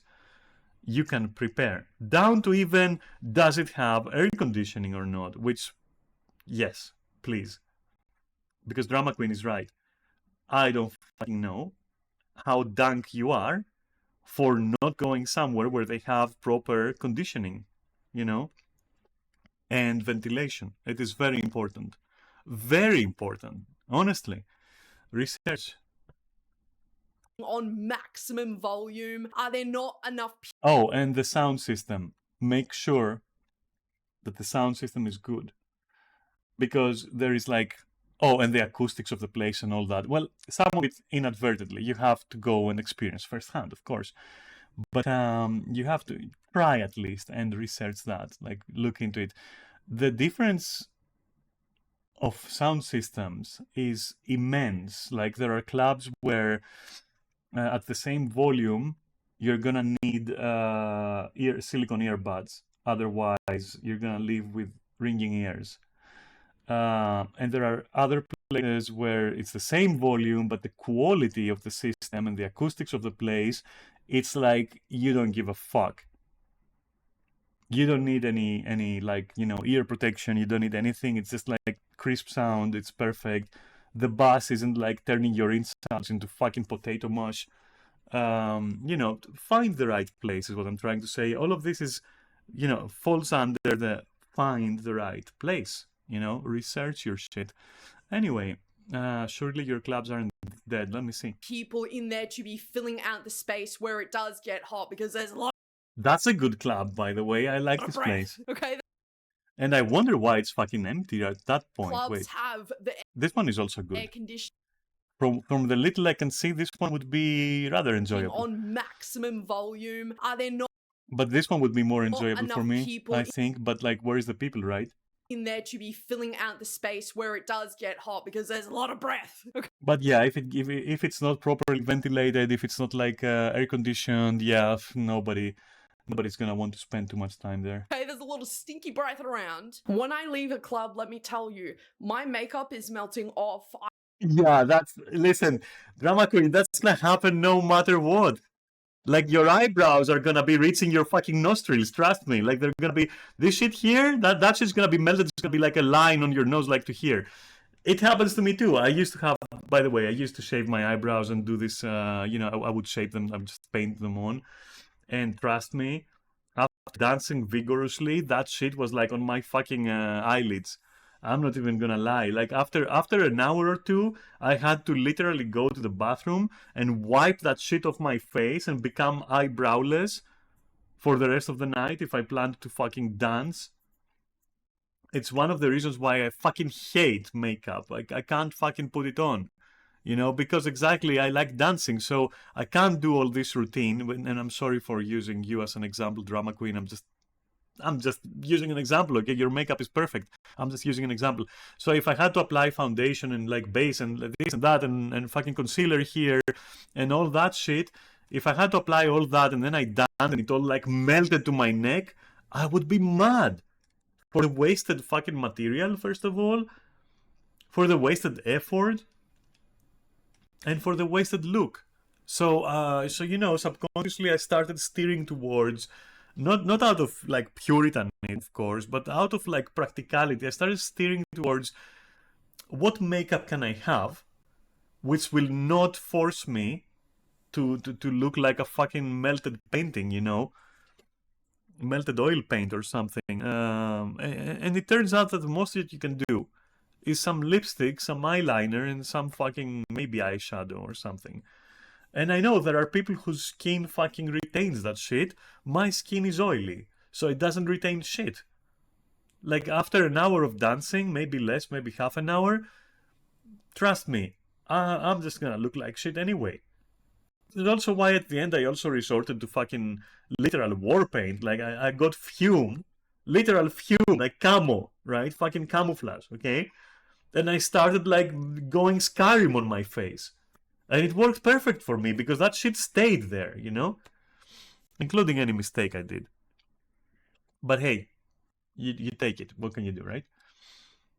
Anyway. I am drenched. My scalp feels like it needs 10 hair treatments. And I'm gonna put up a video on the screen here to really prove a point. Once I have some liquid courage, I am moving my damn body. Haley was sweaty, our bestie was sweaty, I was sweaty, quite literally everybody around us was sweaty because everybody was dancing. Personally for me, because I put myself out there on social media quite frequently, I don't care if somebody is to film me and upload it, you know, if I'm acting a little silly out in public and I've had, you know, maybe a little too many drinks and that's because I put myself out there. But there are so many people who aren't doing that and they just want to live in the moment. And so I'm so sick and tired of hearing, and this is not towards the TikToker I'm mentioning here, this is just generally, the problem isn't the fact that, you know, Gen Z aren't dancing anymore. The problem is like, why are they not dancing? For example, like, I have really bad social anxiety to the point where I am probably not going to go to a very loud and crowded area on my own volition if I am not convinced enough. Like, it takes a lot of convincing. This is the build-up I talked about. Like, meet with your friends, do things that put you in your comfort zone. Just things that will encourage you, as she said, some liquid fucking courage. Get a fucking soft drink, get something to get you a little bit going, and like, you know. And I know it sounds like a process, like, why would I want to do all that? You want to do all that because, you know, there will come a point where you will not need it even, you know, and that's not a bad thing. It means that you kind of like conquered some fears of yours, and now it's not longer stopping you from having fun, because you are having fun, and it would be a shame if it stopped you, you know. And that's the conclusion you reach through this journey. I mean, I didn't wake up one day and was extrovert. I didn't wake up one day and was like, you know, social. I started, you know, I was the most introverted person ever. I would lose my shit if I noticed somebody looking at me eating or drinking.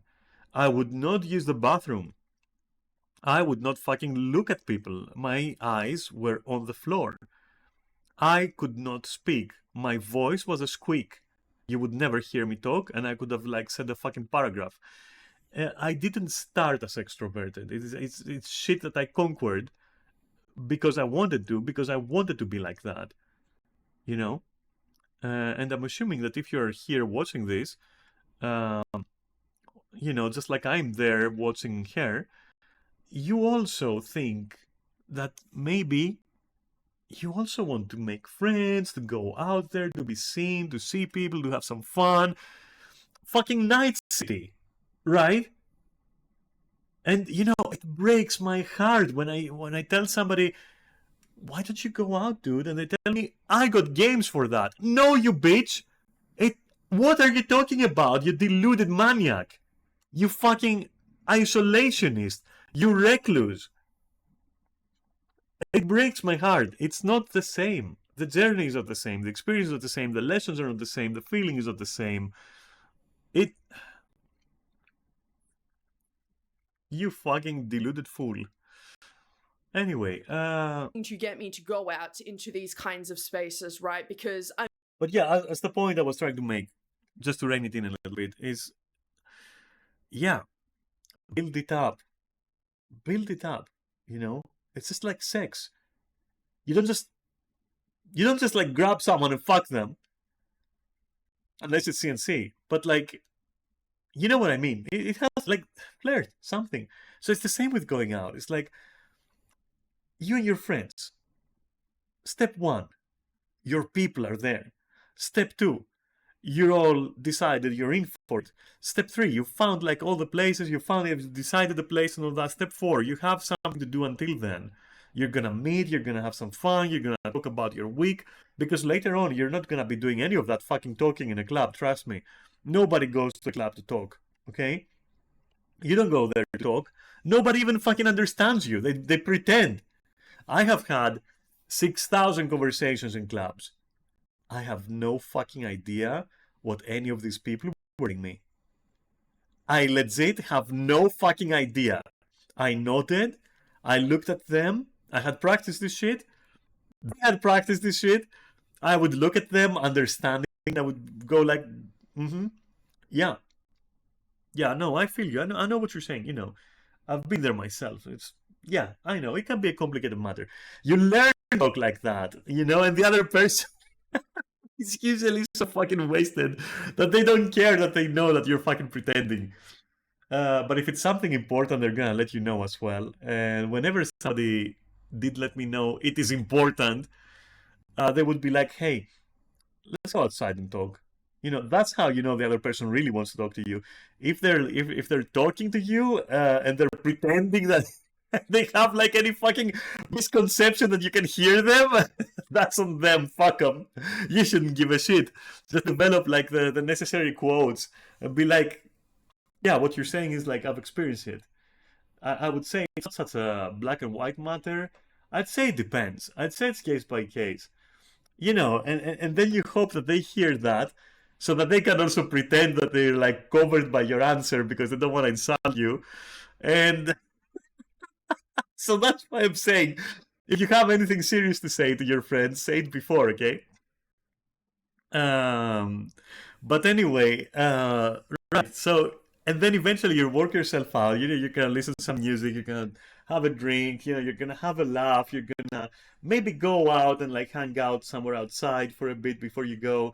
Maybe you're gonna have a fucking bar stroll, right? A fucking introductory fucking bar stroll, a preface bar stroll, Go somewhere, have a shot of tequila, have 2 shots of tequila, then go, one for the road, and then you're on the road and you're going to the club. I'm not saying get wasted, of course, because you need to reach that safely. That's how you slowly kind of like it. And trust me, by the end of it, if you pull it out, by the end of it, you're gonna be able to be like, oh yeah, a club? Yeah, sure, I'll go alone, no problem, I'll make friends there. I reached that point. So you can too, there's no fucking excuse.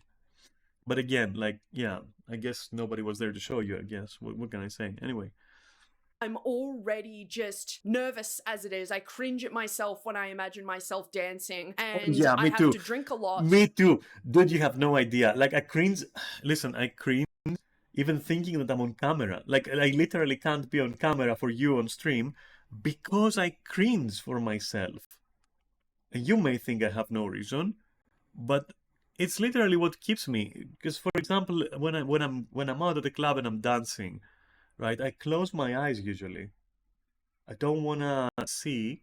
It kind of gives me comfort because it's this fucking ostrich effect, right? If you don't see them, they don't see you. So if you close your eyes, you can be in your own personal space, right, in your head. And plus, it's always a nice challenge because if you close your eyes, then you can tell if you have good balance or not. Don't dish being able to dance with closed eyes. Don't fucking dish it. It's hard. I don't even know if I could do it now, if I have like the body IQ to actually do it now. But now that's interesting and I want to try it again. Especially if I'm gonna go out, I'm gonna try it in private again. But yeah.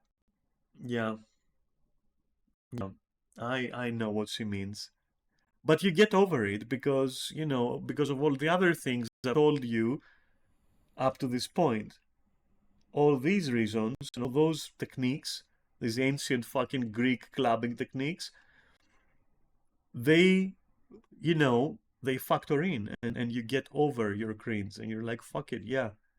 Before I get comfortable. But the problem is with drinking a lot is I used to abuse that shit. You know what I mean? So it's like I can drink a lot when someone gives me alcohol. It's not all the time I want to do that because I feel like complete shit afterwards. And it's like, are you really going to demonize me or judge me for not wanting to be in an environment like that? I mean, go ahead. I'm a Lisa, I'm a bedroom dweller, I'm whatever. There'll be people that you see in the corner on their phones in a club, and a lot of people make fun of those kinds of people. But I've always sympathized with those people because you just don't know what they're going through. You have no idea if they are too anxious to get out on the dance floor because of whatever. I've always been told that I can't dance, I'm too stiff. What if those people have been told the same thing throughout their life? It's just a lot.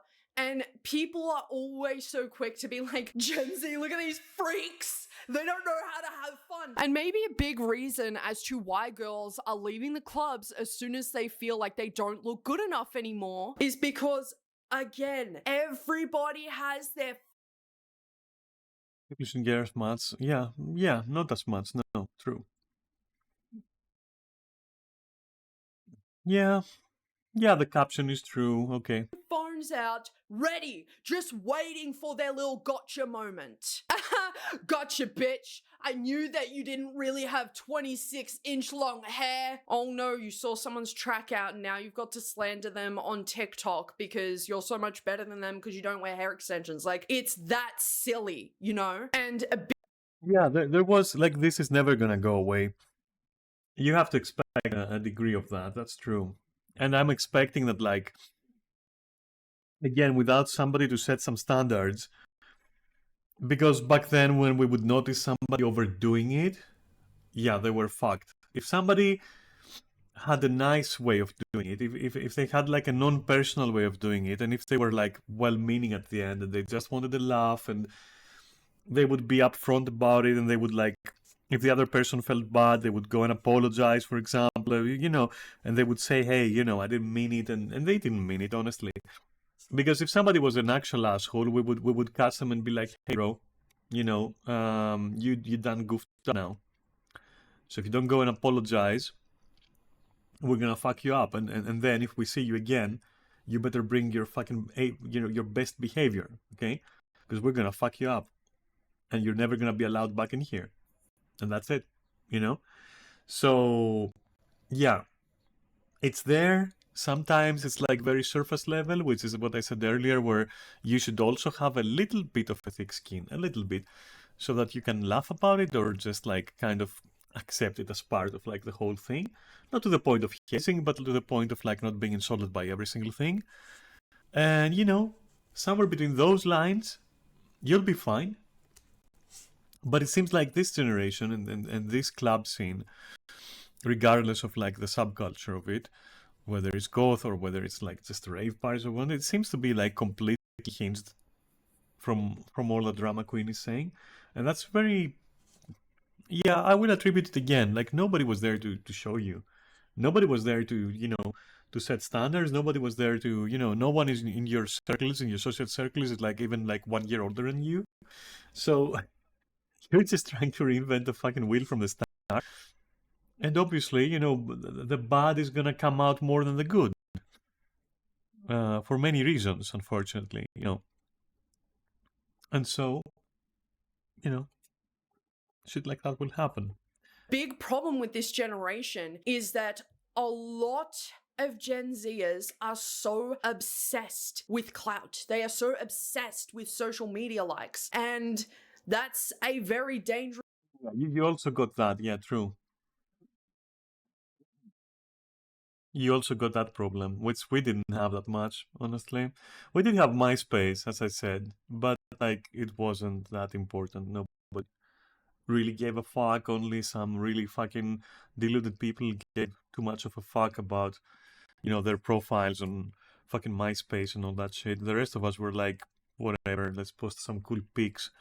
Let's find a boyfriend, let's find a girl, that kind of thing. Like nobody cared this much about the cloud that drama queen is talking about. So that's a new mechanic in this like weird sequel what we were going through with clubbing. This is a new mechanic, that's true. Recipe to, having your embarrassing moments go viral on social media. A big problem also with this generation is that you are not allowed to have an embarrassing moment ever. You have to be like this perfect little robot who never does anything out of the ordinary or even wrong. Like, this is not me saying like go ahead and just be a randomly horrible person to people, because people always take that statement out of context. Oh what, people aren't allowed to do bad things anymore? Yeah, it's because we've progressed. Babes, I'm not talking about that part. I'm talking about the fact that people are not allowed to be a little bit silly without being videoed and having it posted and it going viral. And now you're the laughing stock. You're an embarrassment. I'd say to that, and again, not a victim blame, but like I would say to that, you know what? Do fuck up. Do get recorded, and then not give a shit about it, whatever. Like that is the only solution. The more you don't get phased out by that, or buzzed by it, the less that people are gonna bother do it. Honestly, and I'm not saying that you're, it's really not victim blaming. It's more like, how can I explain this? It's more like if it doesn't cause ripples, people will stop doing it. And yeah, it's not your responsibility to stop it. And you shouldn't accept it. I'm just trying to suggest maybe a solution. But I'm not equipped to suggest it. I'm just making a semi-educated guess, just based on what I've seen, which is not the same. Because again, we just didn't have this kind of new mechanic where somebody can flip out their phone and like expose you against your will and without your consent, and without you knowing, for example, as well. But I would say, like from my experience with similar situations, like a bit similar situations, I would say that always the solution seemed to be not exactly just ignore them, But be cool with it. Whether you will react aggressively or not, it's up to you. Whether you're gonna be like actually, you know, um, active towards it or not is up to you. That's how I'm gonna put that. I would personally be active. If someone did this to me, I would. So to give you an example, just to say what I'm saying, right? What I'm talking about. If I, being 43 now, went out clubbing now, let's say, right? And I go to my favorite hangout, let's say, which is still there. I checked. Um, well, my current favorite, because like I don't really have many options being in fucking Greece in 2025, I guess, and being goth and all that. But like, if I went there and I noticed somebody filming me like this, and trust me, I would fucking notice because I am very aware, and so should so should you, to be honest. By the way, just saying, um, in general, not just for this, but in general, just be very aware when you're like out there. Okay, I'm not saying be alert. I'm saying just keep an eye open. Okay, just make sure that like check your surroundings a little bit. Be a little bit aware for your own safety. That's what I'm saying. Anyway, not to be paranoid, but like, so okay, let's say that I pick up somebody, which I would, and they're filming me, and I do something stupid, and I notice it just right after I've done that stupid thing, right? And I know it was stupid. I was kind of like, me personally, I would probably be laughing, and then let's say while I'm laughing, I just swing my head over and I catch them filming me, and making fun, right? Well, I would walk over with my drink. I would be like, hey, what's up? Had fun? Yeah? Okay. I noticed you had like your phone pointed at me. I know it's dark, but like I definitely saw it. I'm pretty sure. And then, probably the answer there is usually like, oh no, or something like that. And I would be like, okay, well, mind if I take a look? Even if the answer is yes, then you just play it cool and say, all right, can I have a look then? Just friendly and all that. Me personally, I have my way, so I wouldn't say you should adopt it, but like, I'll just explain it anyway. I would probably even lean on them a little, not put my weight there, but like touch. Would be like, okay, show me, just show me, just to create this kind of like familiarity, and to give them the absolute certainty that I'm in business. I don't mind getting physical. I'm like, yeah, I'm in there, motherfucker. Like, okay, let's fucking see, like we're fucking friends, because we could be. So this move for me, this maneuver for me, just, it does actually give like, a positive vibe. But if the other person chooses to see it as a negative vibe, I can also pick that up and be like, okay, let me take back the leaning then, without like much fanfare, just like, yeah, okay. Because remember, I won't be putting my whole weight in there. I would be like, just leaning to take a look, and I would make sure that they understand it's to take a look. And then I would look at that and I would say, okay, well, can I ask why you were filming me? Because it's without my permission, so I kind of like, oh, I would like to know. And now, from there, for example, the person was like, well, you looked kind of dumb or something. I would be like, yeah, that's true. Yeah, I kind of goofed up or whatever. Good catch on the camera, but like, you know what? Yeah, all the same, mind deleting it, because like you didn't ask me, and I don't want that shit out there, or whatever. Um, I could do that, or if they said like, for example, well, you blah blah, it's so many ways that it can go, but I wouldn't let it go completely unnoticed. Or if my mood was good, I might even say, hey, when you post it, tag me. Here's my fucking credentials, or whatever you want to call these. Like, this is my fucking TikTok or whatever. I don't have a TikTok, but the same. Tag me. Fucking tag me there. I want to see it when it goes online, so I can actually just comment. And if I went there and it was there and uploaded, and like the guy was making fun, I would be like, yeah, that was a stupid moment. Like, that's me. That was a fucking crazy moment. Like, good catch, or something like that. It's whatever, really. Or if I told them not to do it and they still did it, well, then I would be like, hey, that's me.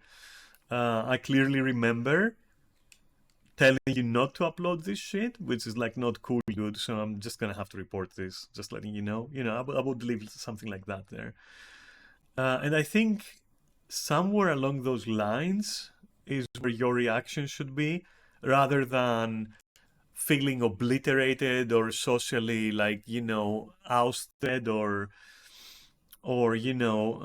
shunning clubbing from that point on or anything other like that. And this experience, like the way you're gonna deal with it, is gonna improve as well. Because again, don't forget, I'm not telling you how I would react so that you can react like that. I'm telling it to you to demonstrate how you kind of forge your own techniques to deal with stuff. Because it didn't begin like that for me either. Like, I used to be on a case where I wouldn't even speak to the person and I would just pray hard that I don't see that stuff online anywhere, for example. And yeah, so it depends on your personality, I guess, what you're gonna do. But no matter what you do, don't let it ruin the experience for you. If it is going to ruin the experience, then you have nothing to lose by approaching the situation. What's the worst that can happen? You can't make it worse, you can only make it better. Or you can also have zero effect as well, but you will have tried something. And that something will do things for you. Trust me. It will teach you things. And it's a small step. It's like standing up for yourself a little bit. It teaches you some things. Even if it fails and you get beaten, it teaches you a few things, right? And it shows a few things about the quality of your character to yourself. Not to others, to yourself, Because stuff like that takes away the right that your dark half has, the half of you which is gonna self-doubt, for example. You can shut it up by saying, no, yeah, maybe I got beat, but I stood up to these guys, for example, to my bullies, and maybe I got beat, but like, you got nothing to say to me. I fucking did it. That's what matters, And that's the first step. Anyway, because I mean, it's relevant because it is a form of bullying as well, this. And again, no victim blaming here, just exploring techniques so that instead of it having a negative impact, maybe it can have a positive impact, or along with a negative impact, it can have like a positive impact on you, right? Regardless of whether or not it's gonna make you feel sad, for example, in the moment, right? Because to me, and to many people who have more than one brain cell, even if somebody bullies you and then you try to talk back and then that guy, I don't know, they mobilize you and then they pee on you or something, okay? Then something really fucking humiliating, okay? No fetish here and no kink shaming, but it's just a random example of something completely absurdly humiliating, right? Well, if I saw that, trust me, I would not think that you got fucking owned or anything. I would think that you, my dude, are the real hero. As cringe as it sounds, you fucking went above yourself, You overcame. Doesn't matter what happened after. You were, in the moment, a fucking unit. That's it. Respect where it's due. Doesn't matter what happened. So yeah, it's kind of like the same here, Somebody posts something of you. Yeah, it's gonna depending on how okay you are with yourself when you're stupid, okay, or when you're silly. You can find ways to turn it around, or even prevent it, or even turn it into something positive, or even use it to just kind of, develop some, defense to that sort of thing. And I know it sucks that you would have to, but to a degree you do have to, even if it does suck a bit. having to, you know? But it's just part of like shaping your personality, you know, shaping yourself a little bit without any hazing or gatekeeping, of course, you know. But yeah, and you know, it can also be a little bit of a wake-up call. Like, for example, for me, all right, if, again, remember that I've worked out on stream a couple of times, okay? And I'm chubby right now. I'm kind of chubby right now. And then somebody like posts a video of that, a clip of that, and my fucking belly shows, and it's like kind of bulging, for example, let's say, okay? And goes like, oh, look, that person is working out, but like, look at their fucking beer belly or something, their beer gut. Like at the core, I would be like, do I like this? Like regardless of everything else. Okay, we you know, I handled it perfectly. I handled it the way that I want. I don't blame myself. At the end of the day, I learned something or whatever. I put the other guy in their place. I took it down with a report, whatever you choose. But on second phase, you can be like, well, this annoyed me because I just didn't feel okay with what was shown on camera. Okay, time to change it. Diet. That's it. I don't like looking like that. I would, not because somebody made fun or anything, but like on the side, it was a bit of a wake-up call, right?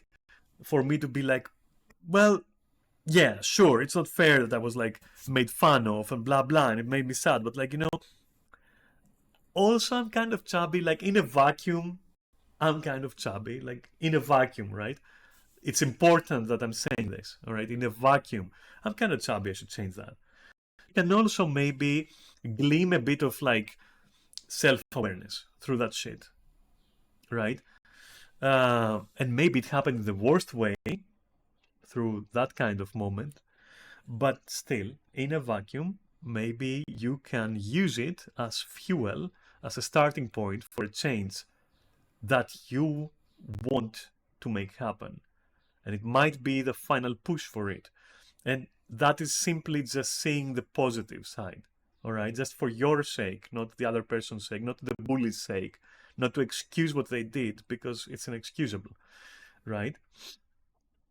And all this is to say that at the end of the day, don't be so afraid to be silly and to be seen being silly, okay? It's all right. It's all right, for real. And if you look a little bit chubby and if you look a little bit ugly, people with more than 2 brain cells ain't gonna care. They ain't gonna care. They're just gonna care. Like, okay, so me, for instance, right? When I post the video, I'm gonna be very raw right now, okay? Just gonna give you a piece of my mind wholesale as it is.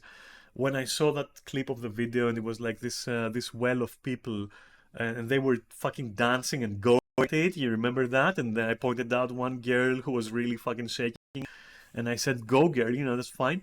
Well, if I was a cynical asshole, I could like criticize that she doesn't have the absolute ideal body weight, for example, which to me, like right now, I'm playing the role of the bad person, okay, just to show you, like, people with a couple of brain cells, which I do have, would be like, you don't care. You see a person having fun and being silly in the moment, and you enjoy that. You look beyond how they look. You look beyond, you know, stuff like that. You're just like a person having fun, and you're there. And it's kind of like having fun is infectious. You know, if somebody is genuinely having fun, like, you see what happened. I saw her having fun, and I started having fun. I was like, damn, yeah, I want to be there. I want to do that. You know?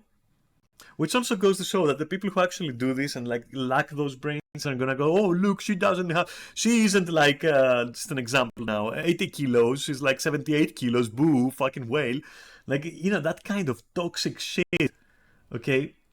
These guys have lost touch with the word fun.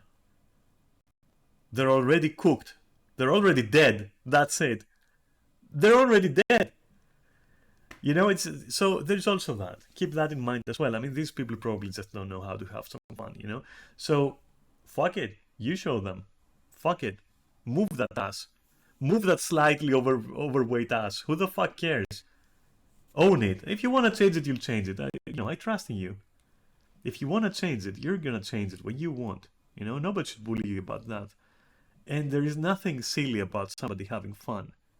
There's only just warm feelings. Like that's what I get at least, and I would like to think that like I am a thinking person. So you know, just have your fun. And again, there is so many ways to deal with it in the moment and later, and to get something good out of it. And none of this means, of course, I can't repeat it enough.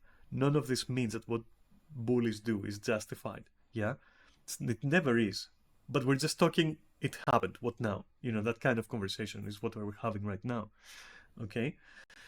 And the point of that is to show you that at the end of the day, fuck them, dude. It's not that bad, because people with brain cells, maybe they laugh, but they're not gonna be mean to you, and they're not gonna care that much. They're just gonna laugh because they're seeing somebody being silly and being themselves and having fun, and that shit is contagious, for real. And so they laugh, but not at you. Maybe because maybe if you're like chubby, let's say, okay, and you're still shaking it, and maybe even I can find it a little bit funny, because okay, because like okay, a few like kilos overweight but still fucking got it, it's 1%, which is human. It's within human fucking error, let's say, okay, 1%, kinda finding it funny because a person is not ideal weight, let's say, and it affects the visuals of the thing. But 99% of it is like, I'm laughing because like that person is having fun, which is interesting because it ties into that conversation about fairies, right? That I've had like recently. And remember when I said I don't really hate anyone and I don't really like criticize anyone that much? That's what I meant. In some occasions, it's like more than 1%. Okay, so if I were to meet somebody who legit would go out on a walk with me, expecting that I would hold their leash, or that I would go to a park with them and like be there for them to like unleash their inner, like, I don't know, animal, I guess, whatever. You can't expect me to not laugh at a higher percentage of like 1%. It's gonna be like higher. But the majority of that percentage is gonna be seeing somebody who has fun, and so I'm also having fun. And so I'm smiling and laughing. And that's not vile. And I will never accept any criticism of like, oh yeah, but like in the end, also 25. Yeah, bitch, I'm sorry, but that's me. I am human after all, And I have my bad sides. A bit of me is gonna laugh because you're just a human on all four barking. But most of me is with you, dude. And you have your fun. As long as you're moral and legal, and you're not like, oppressing someone else with your fun, like literally oppressing them, nothing pretentious, just literally fucking harming someone actively. Go wild. Go fucking wild, no pun intended in the case of like fairies. And yeah, I might have opinions on it. I might be like, well, I find it a little bit ridiculous. I find it like, yeah, like that fursuit maybe isn't that fucking hygienic. Who the fuck cares? Are you having fun without like hurting anyone? Then I don't care, Are you preaching? Are you trying to convert? No? Okay, we're good. We're best friends. That's it, So yeah, that was an interesting parenthesis there that I felt like I should include in this. My God, I've yapped so long. It's been 2 fucking hours and 20 minutes and we're halfway through. Let's fucking go, really.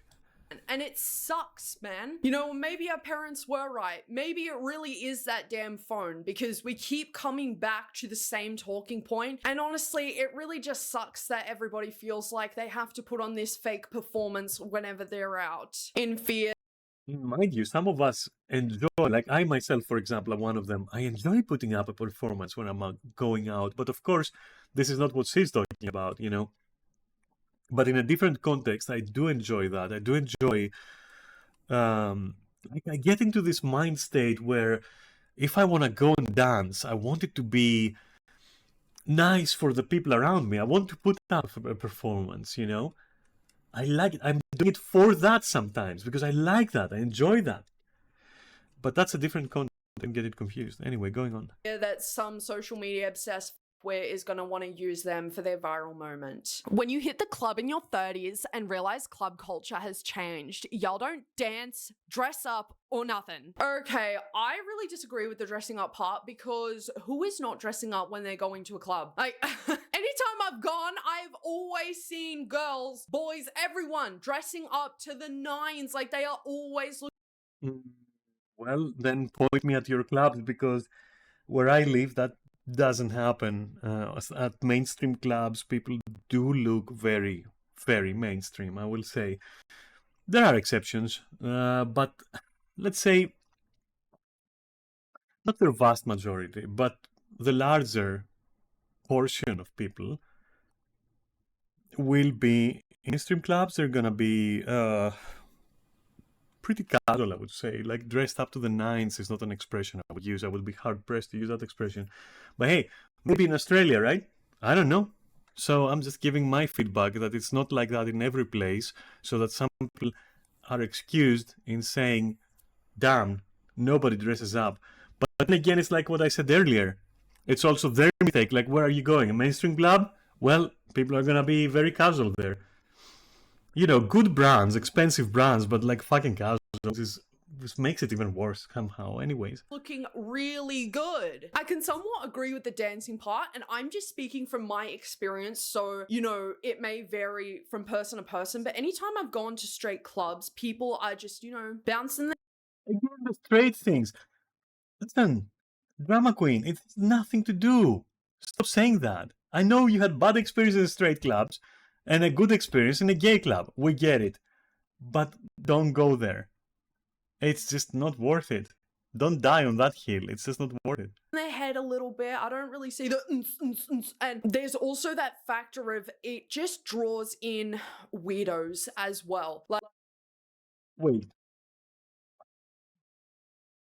So what, straight clubs drawing weirdos?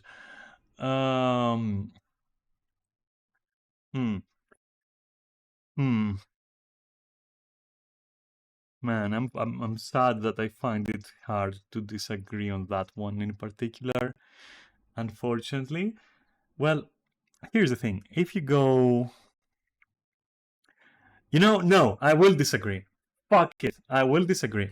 Because even if you go to a club, for example, I mean, we have a few places like that, where it's like far more specifically for trans girls, all right? For trans girls, like very specifically. We do have a couple of places like that in Athens. If you go there, trust me, you are going to find a lot of weirdos coming into Google, people who have a trans girl fucking fetish, which is disgusting. It's on the same level as having a goth mommy fetish, you know. And I know, don't kink shame, but like, bro, we are not objects, okay? We're not like to be fetishized, you know? If somebody's with me because I'm a trans person, that's fetishizing being a trans person. They don't really, you know, appreciate me as a person. They just go like... or for example, right, I like femboys. I'm gonna be with anyone who is a femboy because they're a femboy. That is not right, in my opinion, and I'm dying on that hill. But anyway, the point wasn't that. The point was, to go back to it, no, I would say there are, in some cases, even more weirdos in other kind of places, like in gay bars, for example, and in well, in other more specific places, let's say. There are people who fetishize goths, right? That's not a secret. So if you go to a goth club, it's likely, you know, I was, I spent most of my time in goth clubs. There were lots, and they weren't straight clubs necessarily. They were alternative clubs.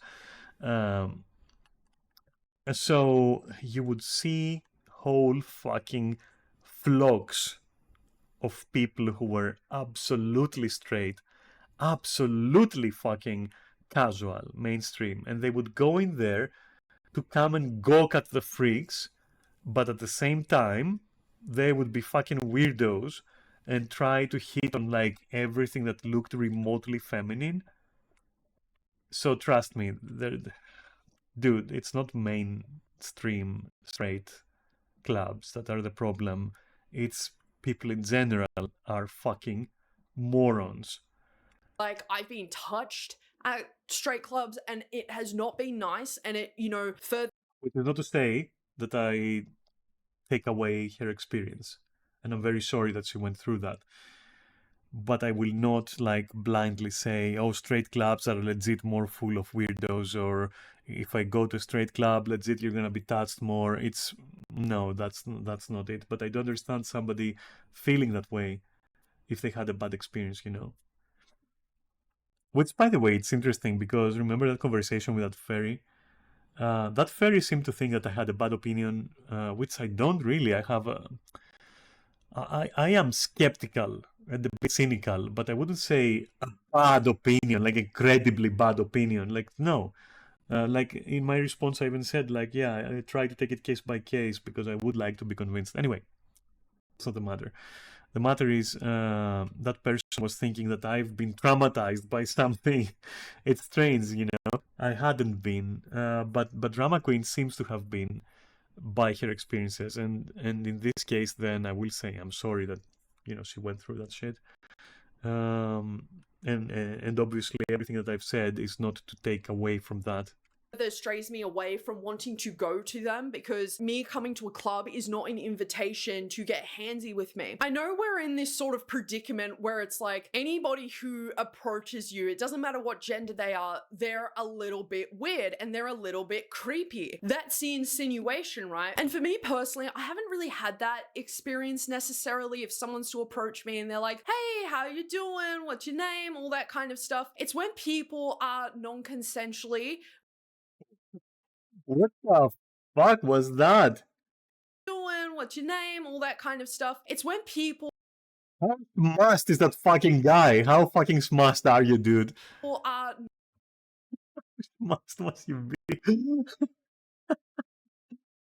It's, of course, it's terrifying because imagine if that was the person's face, but holy shit, I can't help but laugh at this guy's fucking stupidity. Like, you are so fucking cooked, you fucking idiot. Get the fuck out of there. non-consensually grabbing parts of your body that you did not agree to, all because this is just the culture. I don't give a No, there is no such culture. Just telling you right now, there is no such culture. If you are being invited to a club where somebody says this is the culture, reject the invitation immediately.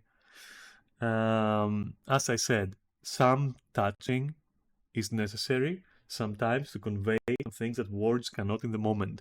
Like, for example, getting your attention because you're holding drink, you have to go through. You know, things like that. Okay? Things like that. Oh, you know, your hair, it's too close to that guy's burning cigarette. I gotta tap you on the shoulder, show it to you. You're gonna burn your hair. You know, so it's in the context.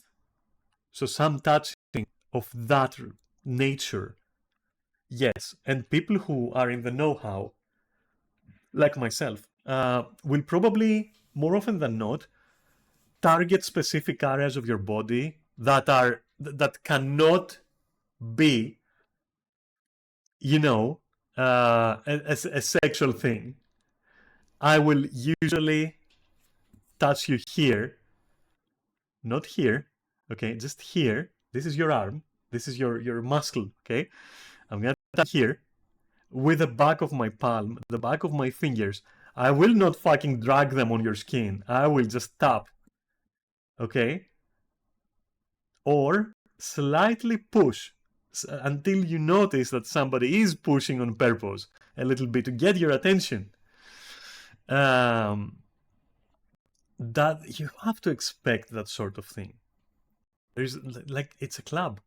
That's how you're going to communicate. But anything more than that, okay, anything unreasonable and persistent, yeah, that you might want to take to the security. That's what you might want to do. If it's club culture, stop it. And by the way, it isn't club culture just to go up and randomly touch girls. My friends have the most horrific stories about particularly going into straight clubs, and there are guys who... All right, again, not fucking... Maybe you all guys are fucking cursed with that luck, okay? Maybe that RNG is like fucked up for you guys, like, which... That's weird anyways. But I will accept it, but I will say that I've been clubbing for ages. I'm 43. I've been clubbing for like half of that. Okay? And a lot. Sometimes twice a week. And I owned a nightclub and I saw what was happening because I was there. I wasn't behind an office. I wasn't at my home looking at it on Facebook. I was there in the thick of it. I was partying with my fucking customers, okay? And dude, it was never an easy, like, I don't understand. And I know a lot of people who were also clubbing at mainstream clubs, and I know a lot of people who were, or used to know anyway, by the way, who would go at gay clubs as well. There was never any such huge discrepancy of like, oh, if you go there, that's it, you're getting touched, you're getting fondled, somebody's gonna like start rubbing the tip of their dick like against your fucking buttocks. It just didn't happen. Is this because it's Australia or something? I don't get it. Drama Queen, no offense if you ever, like, if this fucking stream ever goes on, you know, on your notice or something, or if I upload it later and somebody sees it and then tells you, no offense, I'm really just not saying that you're wrong. I'm not saying that it didn't happen, or that, you know, that you shouldn't feel like violated from that, obviously. But what kind of clubs are you going to, girl? Like, where are you going that they do that? Like, yeah, maybe it can happen once in a while. I don't fucking know, but like, this much is like, it's surprising. Is it because it's just, is this how you Aussies fucking party or something? Like, what the fuck is that? I don't know. And I'm Greek, right? I'm Greek. We're famous for being temperamental and expressive and maybe a little bit touchy. You know, we like to touch. We like contact, skin contact. We like that. You know. We're okay with, or not like it, but like we're used to it. Like, people will touch you, they will tap you on the shoulder, they will, you know, that kind of stuff. We're kind of used to that shit, and we don't have that many horror stories. I mean, I know people who fucking who go to fucking raves where you have to be specifically privately invited by somebody who knows someone who's invited.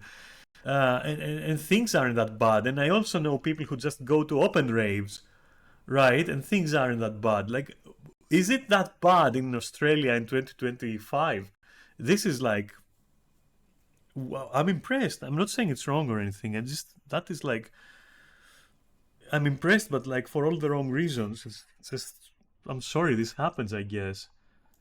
You know, that's shameful. Anyway. Will go up to them knowing that they are up, knowing that they're a little bit tipsy, and just touching them without their consent. Is that an environment that you would want people to continue going back to? I mean, no. And then the clubs don't really do anything about it. They're just like, yeah, we'll keep an eye on him. No, kick him out of the club, thank you very much. Don't even get me... I've told you before, like, the only case, I wasn't the club owner for long. It was like several months, or how do you call it? A few months, let's say. Okay, in those few months, despite being a goth club, which at that point in time in Greece, it would get like all manner of weird looking people that you would probably not immediately like. just to put it this way, just because we were like more underground, you know, more like, you know, not mainstream. And still, the only thing that I ever saw going wrong was like that one guy talking to someone. That someone, you know, the guy was drunk. He was coming on a little bit too much. Girl came to me knowing that I am like the, you know, the head of staff. I'm the PR manager, whatever. Came to me, said like, "Hey, this guy, he's annoying me. Like, he's really being persistent. I'm kind of worried. He looks like he's a bit drunk. I'm kind of worried he doesn't back off." I went and talked to him personally, and you know, you remember the story. I've told you before. I was like, "Hey, buddy, let me buy you a drink. Like, come over here. Let's have a chat. Like, do you really think this is like acceptable behavior, like what you're doing right now? You know, as the club owner, essentially, I said, I'm not gonna kick you out. I said, like, you know, but do you really think this is like something I should be doing? Like, because I don't want to kick you out, but I will if I have to. But like, why don't you just back off and like find somebody who's interested? Like, the girl is just not interested, you know? So aren't you gonna respect that? What, do you want to be an asshole? Like, do you really want to be an asshole? Like, that sort of conversation is what happened, and it got resolved. You know, it got resolved. Nobody got hurt. Nobody was like, you know, that's the only incident. The only incident. And I'm hard pressed to think. Well, at the same time, though, I will say, at the same time, I have been punched in a club later, much later than that. I have been punched in a club. I have been physically attacked by a fucking racist bigot in there. And they did proceed to go outside the club where some other guys were waiting and girls, and they beat a couple of them up as well, like tore someone's piercing. I've told you about that incident as well, right? And how I reacted. And I should have reacted faster, but I didn't react fast enough. Because I wanted to, you know, I felt so cool with myself, with how well I reacted, that I was like, you know what, I'm gonna go beat their asses, but I'm gonna do it after I drink my beer, because drinking my beer feels so cool. Because I was basking in the glory of my fucking physical damage mitigation, which was like on point, even though the guy was a gym dog. I was like, yeah, bro, like impervious fucking, you know, iron skin motherfucker, you know, not even dizzy. I took that punch like a fucking pro, unironically. And so I was like, yeah, I'm gonna finish this beer. I'm gonna go outside and fuck this guy up. He's dead.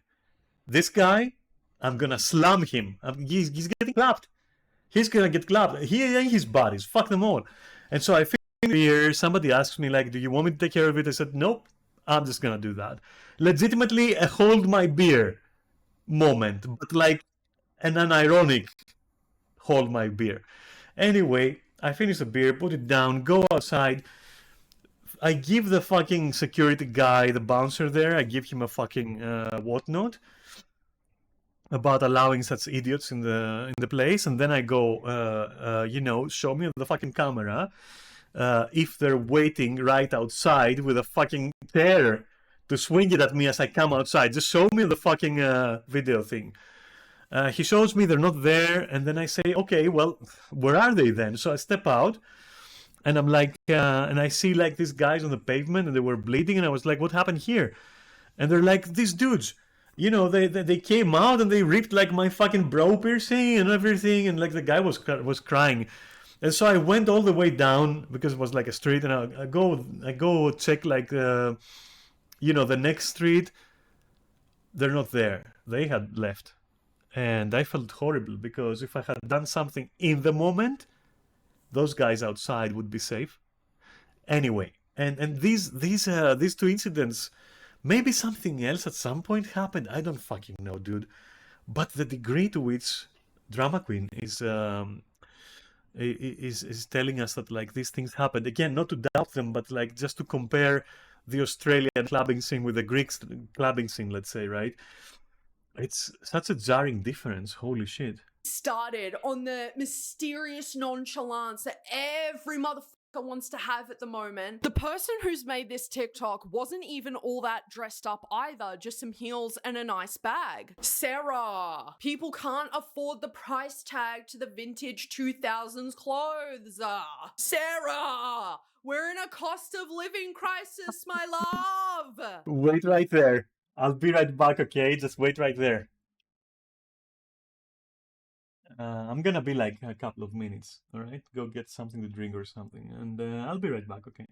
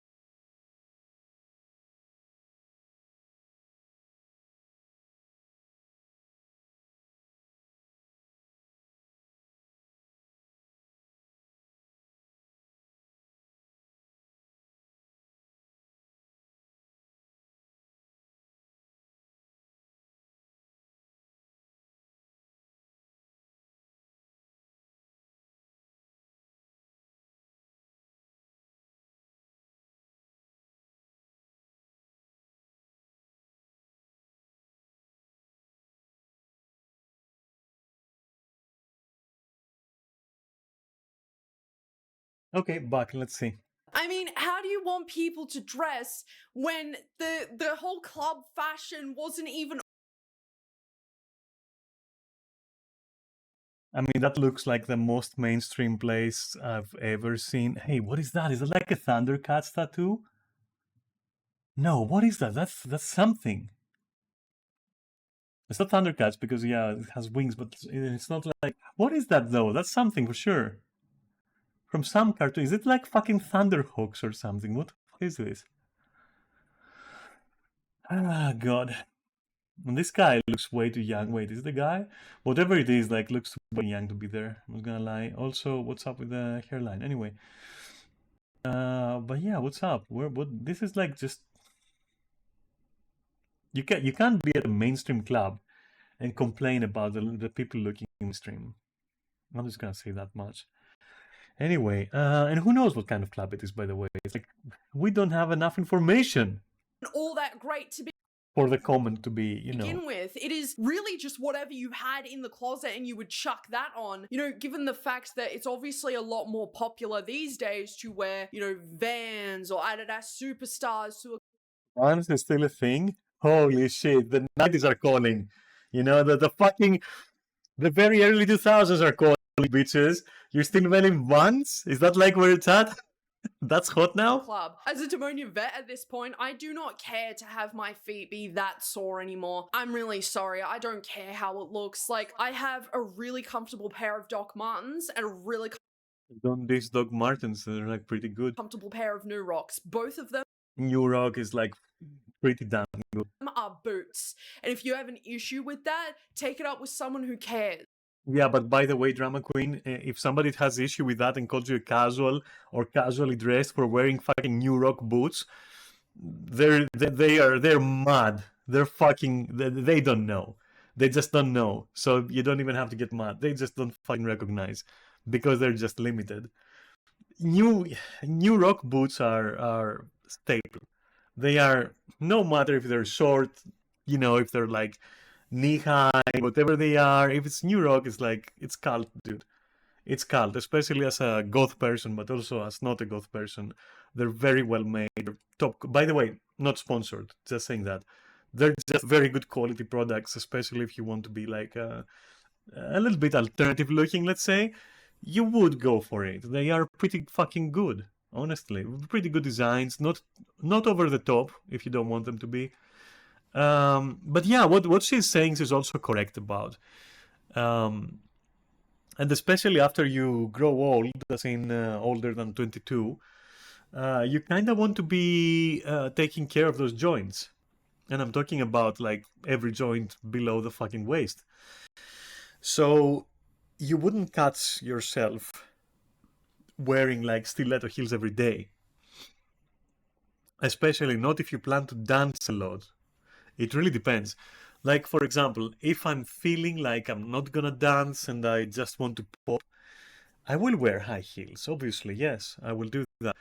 But again, if you want to dance and to stomp and to be in the moment, which she does and I do, and I far prefer it from being a fucking topiary, as we call it here, you know, being a fucking a bush, as we call it.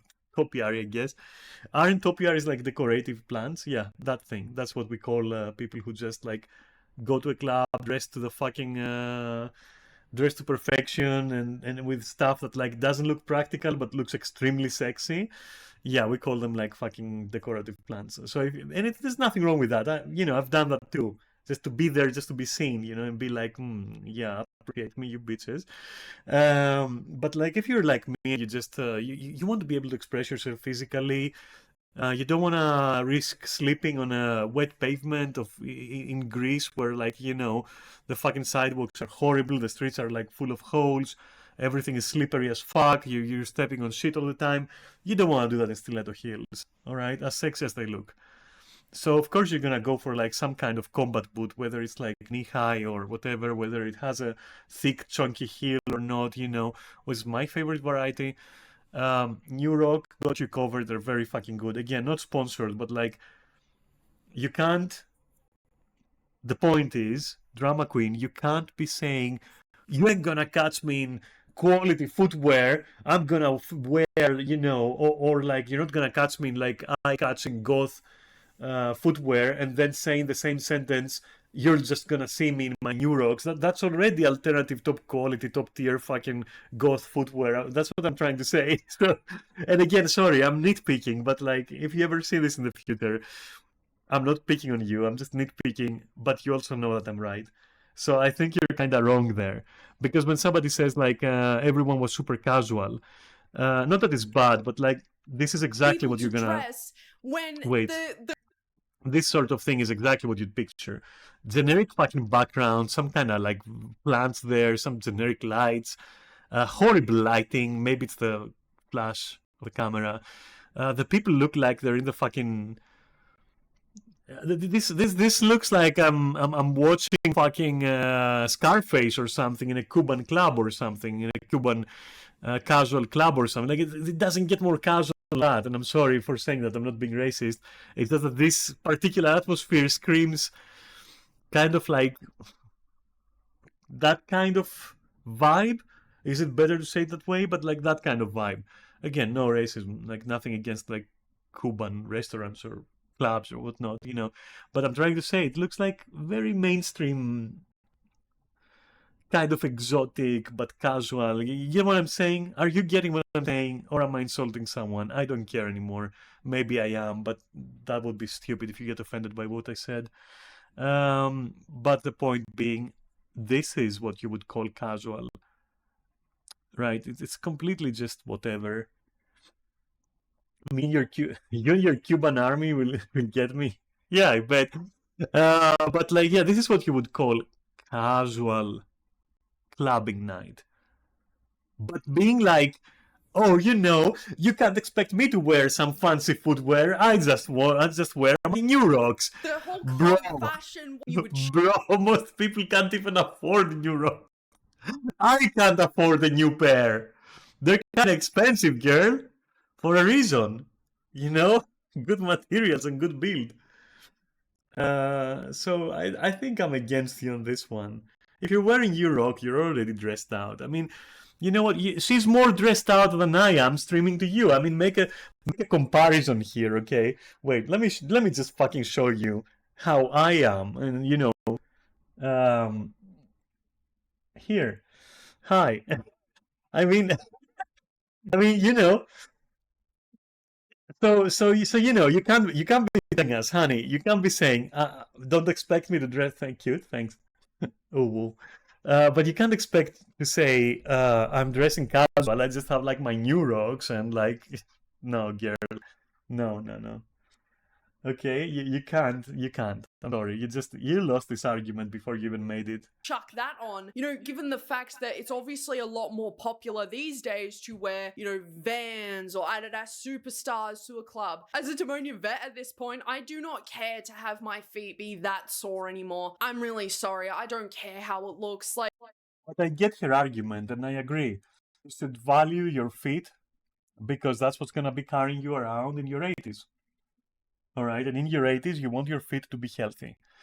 I'm not saying forsake heels. I'm not saying forsake combat boots, obviously. Not at all. The opposite. Fucking go wild, baby. But if you're gonna be wearing like fucking 20-centimeter heels, stiletto heels every day and dancing in them, unless your career involves like, you know, people oogling at you and fucking dance pole, and training to do that specific thing for hours upon hours, which I very much respect the determination for and the physical abilities for. So unless this is your career, you should be wearing something far, far, far more manageable physically. Also because you never know what the fuck can happen out there.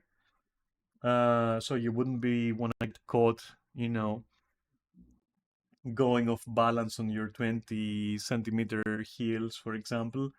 So yeah, and also because you want to dance casually, so yeah. In essence, I'm agreeing with her, but I'm also like calling her out on that statement about what she's wearing when she wants to be casual, you know. Like, I have a really comfortable pair of Doc Martens and a really comfortable pair of New Rocks. Both of them are boots. And if you have an issue with that, take it up with someone who cares. Yeah, nobody has an issue with that. Again, like this is a false argument. You are dressed well if you're wearing, when it comes to your footwear, if you're wearing like whatever she said. People not dressed. But it is also comfortable. They're honestly comfortable, sure. But it's just that her argument, it's a bad example that she used. That's what I'm trying to say. She uses a bad example here. Dressing up for your standards shouldn't even be up for debate when it comes to talking about why club culture is dying. And I agree with her. Just being clear, I repeat myself just to be clear. I do agree with her. Of course, by Gen Z's hands, apparently. I'm 39. I've tried going out, and the dancing, or lack thereof, is awful. Girls wear tennis shoes. My prime club days, What the fuck is Ratchet? What the fuck is Ratchet? I'm 43 and I don't even use that fucking word. I've tried going out, and the dancing or lack thereof is awful. Are you dancing, you bitch? Are you dancing, first of all? Like, question one. Are you dancing or not? Question 2, what are you wearing? You know, the Couldn't be out without stilettos or you were looking ratchet. So it's okay. Also, don't forget, exactly because this generation is kind of new to this shit and they're just feeling their way through, it is very likely that you're stumbling upon people who are just trying it out for the time being. And then maybe they will adapt more to the culture depending on their monetary situation, depending on whether or not they like the lifestyle or whether they can follow it, or maybe it's a one-off for them. There's too many reasons. You shouldn't judge so fast, you know? For the guys to go out in tennis shoes, but it's not okay for the girls. I mean, And no, it's not okay for the guys either. Like, if I catch you looking like that after, you know what? If you're a regular at a club that has a certain style and a certain level and a certain this and character and whatnot and a theme, and I catch you being casual as fuck, like repeatedly, obviously, even if you're a guy, I'm gonna be like, bro, where are you going like this? Like, well, why are you doing that to yourself? Fucking, spice it up a little. Obviously, you like it. Obviously, you're here. Obviously, you're invested. What the fuck then? So, barring any fucking feet deformities or injuries, then what the fuck are you doing? again, I think people wearing what they're comfortable with isn't really up for debate here. Times change. Yeah, the truth is, okay, so the compromise has to be made in the middle somewhere, you know? Where you, like, yeah, obviously, nobody's gonna seriously judge you, but at the same time, it's like, how can I say it?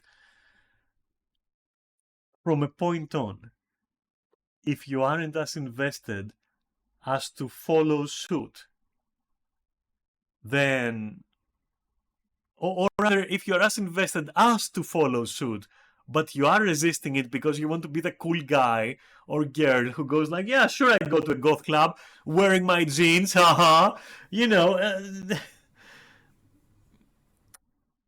it's the same. I'm gonna question your, I'm gonna question your choice when it comes to like, are you sure you're at the right place? Because being at that place, you should want to follow that like dress code. So you're not really gaining anything by on purpose not doing that.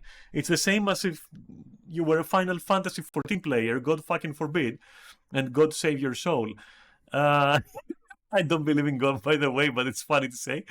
And also no hate, but like, yeah, whatever. Let me fucking poke fun at you losers. And anyway, and you're on purpose delaying putting your fucking soul stone.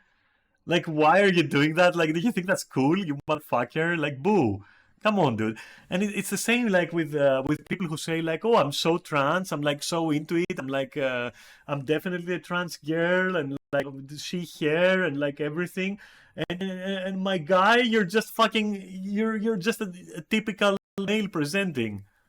You know, from a point on, if you're so sure that you're what you're saying you are, you by definition should want to fucking evolve like a Pokemon and like wear that scared baby. Because if not, then why are you doing it? Are you like, is it a fucking statement? Are you one-upping the rest of us? Like, what the fuck are you doing? And there's nothing wrong with not being trans. And there is nothing wrong with not being feminine, you know? But like, there are certain thresholds where... Are you getting what I'm saying? It's not even gatekeeping. I've talked about this before. It's just that there comes a point where I personally at least have to question you a little bit. Because you might have something mixed up. Right? So, yeah. And for the sake of clarity, I'm not saying that you're not a trans person if you don't wear skirts. Like, it's not that simple. It's far more nuanced than that. It's like, how can you say that you like chocolate, okay, or vanilla, either, it doesn't matter, if you never even tasted the thing, don't even want to taste it, and can't remember what it even looks like. But you're totally, I love vanilla. My taste, that's vanilla. Like, when it comes, like, ice cream, yeah, Vanilla is above everything. Like, there's gonna come a point where I'm gonna ask you, why don't you fucking eat it? And depending on your answer, I'm sorry, but I might throw at you something like, so you don't really like vanilla. Like, you don't even know if you like vanilla then. So why are you saying that you do? And I know some people might get triggered by what I just said or like offended, but exactly, thresholds. Like, if that offends you, I don't know what to tell you. If that offends anyone, I don't know what to tell you. To me, I'm offended in turn, to be honest with you, because you can't just appropriate a word like that. You can't just appropriate a gender identity like that and be like, I'm definitely trans. You know? But if you're not wearing any... The same for being a trans man, right? The same for being... And I know that you're gonna go, oh, but my clothes shouldn't determine my blah, blah, blah. No, from a point on it does, because you just feel it. You don't need to do it, but you do it exactly because you don't need to. It's because you feel it. You just that's what's coming out of you. That's what's flourishing out of you. That's what's blooming out of you. You want to do it by virtue of being said thing. Nobody's forcing, nobody's gatekeeping you. All I'm saying is, how come you're saying like you like ice cream so much, but you've never even tasted, you've never even been 1 meter from an ice cream stand. You don't even know how you make ice cream. You don't even know the theory of it. You just like say, oh yeah, I'm trans.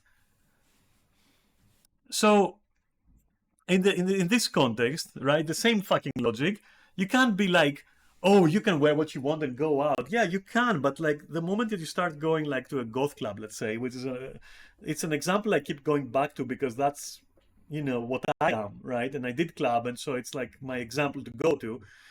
If you're saying you're goth, right, and that you're a club goer, well, if you don't go to a club, and when you go to a club, you're definitely casual, and that keeps happening, and like there's nothing goth about you, eventually I'm gonna ask, dude, I'm gonna be like, well, shouldn't you be wanting to, though, because you said that's what you are?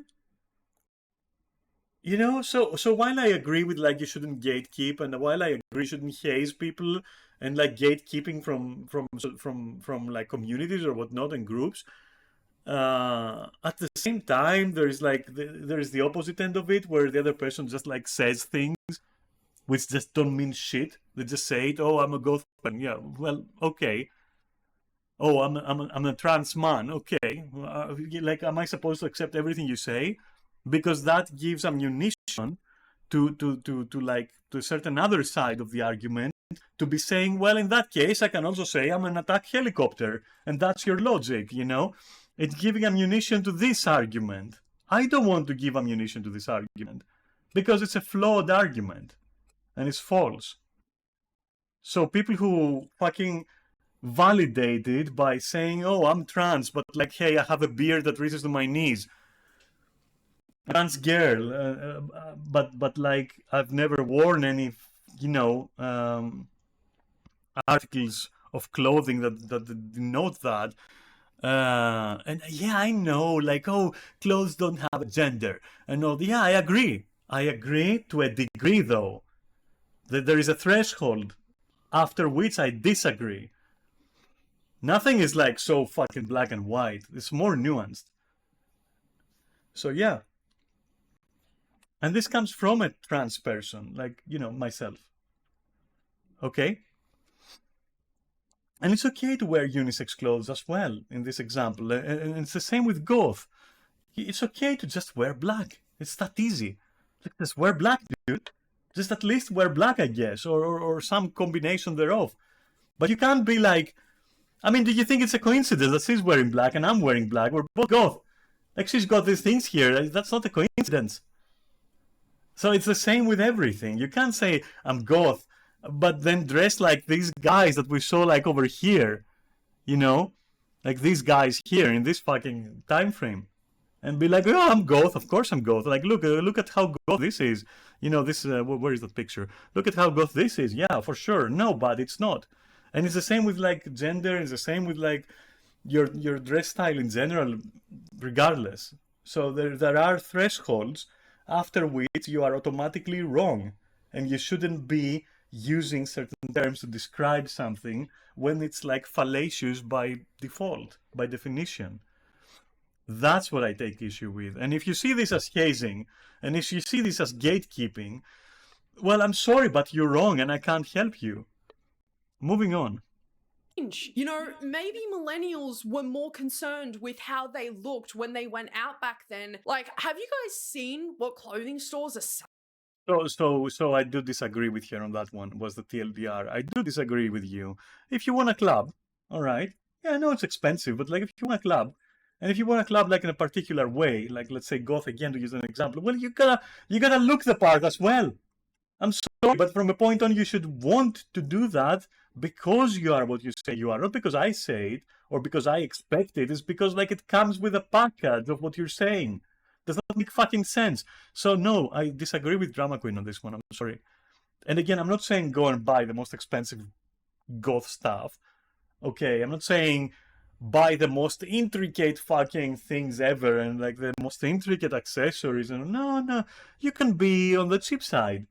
It's not bad being cheap. I mean, most of my clothes are fucking not more than like 10 euro a piece. We're talking fucking, you know, one suit bodysuits with fishnet. We're talking like a leather choker. We're talking fucking fishnet gloves. We're talking. Do you think that stuff is expensive? It's not. It doesn't matter if it's cheap, honestly, but at least look the fucking part somehow.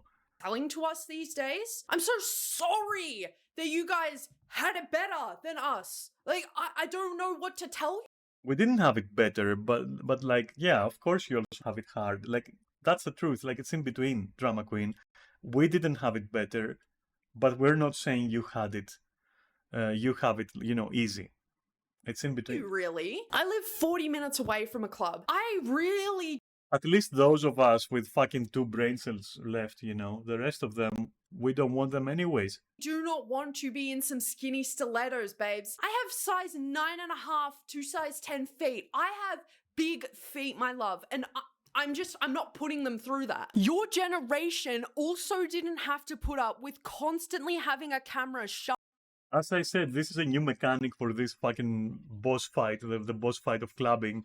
We didn't have this. You do, and I'm sorry you're going through that, and I'm pretty sure, I have confidence, you will find a way to legally deal with that.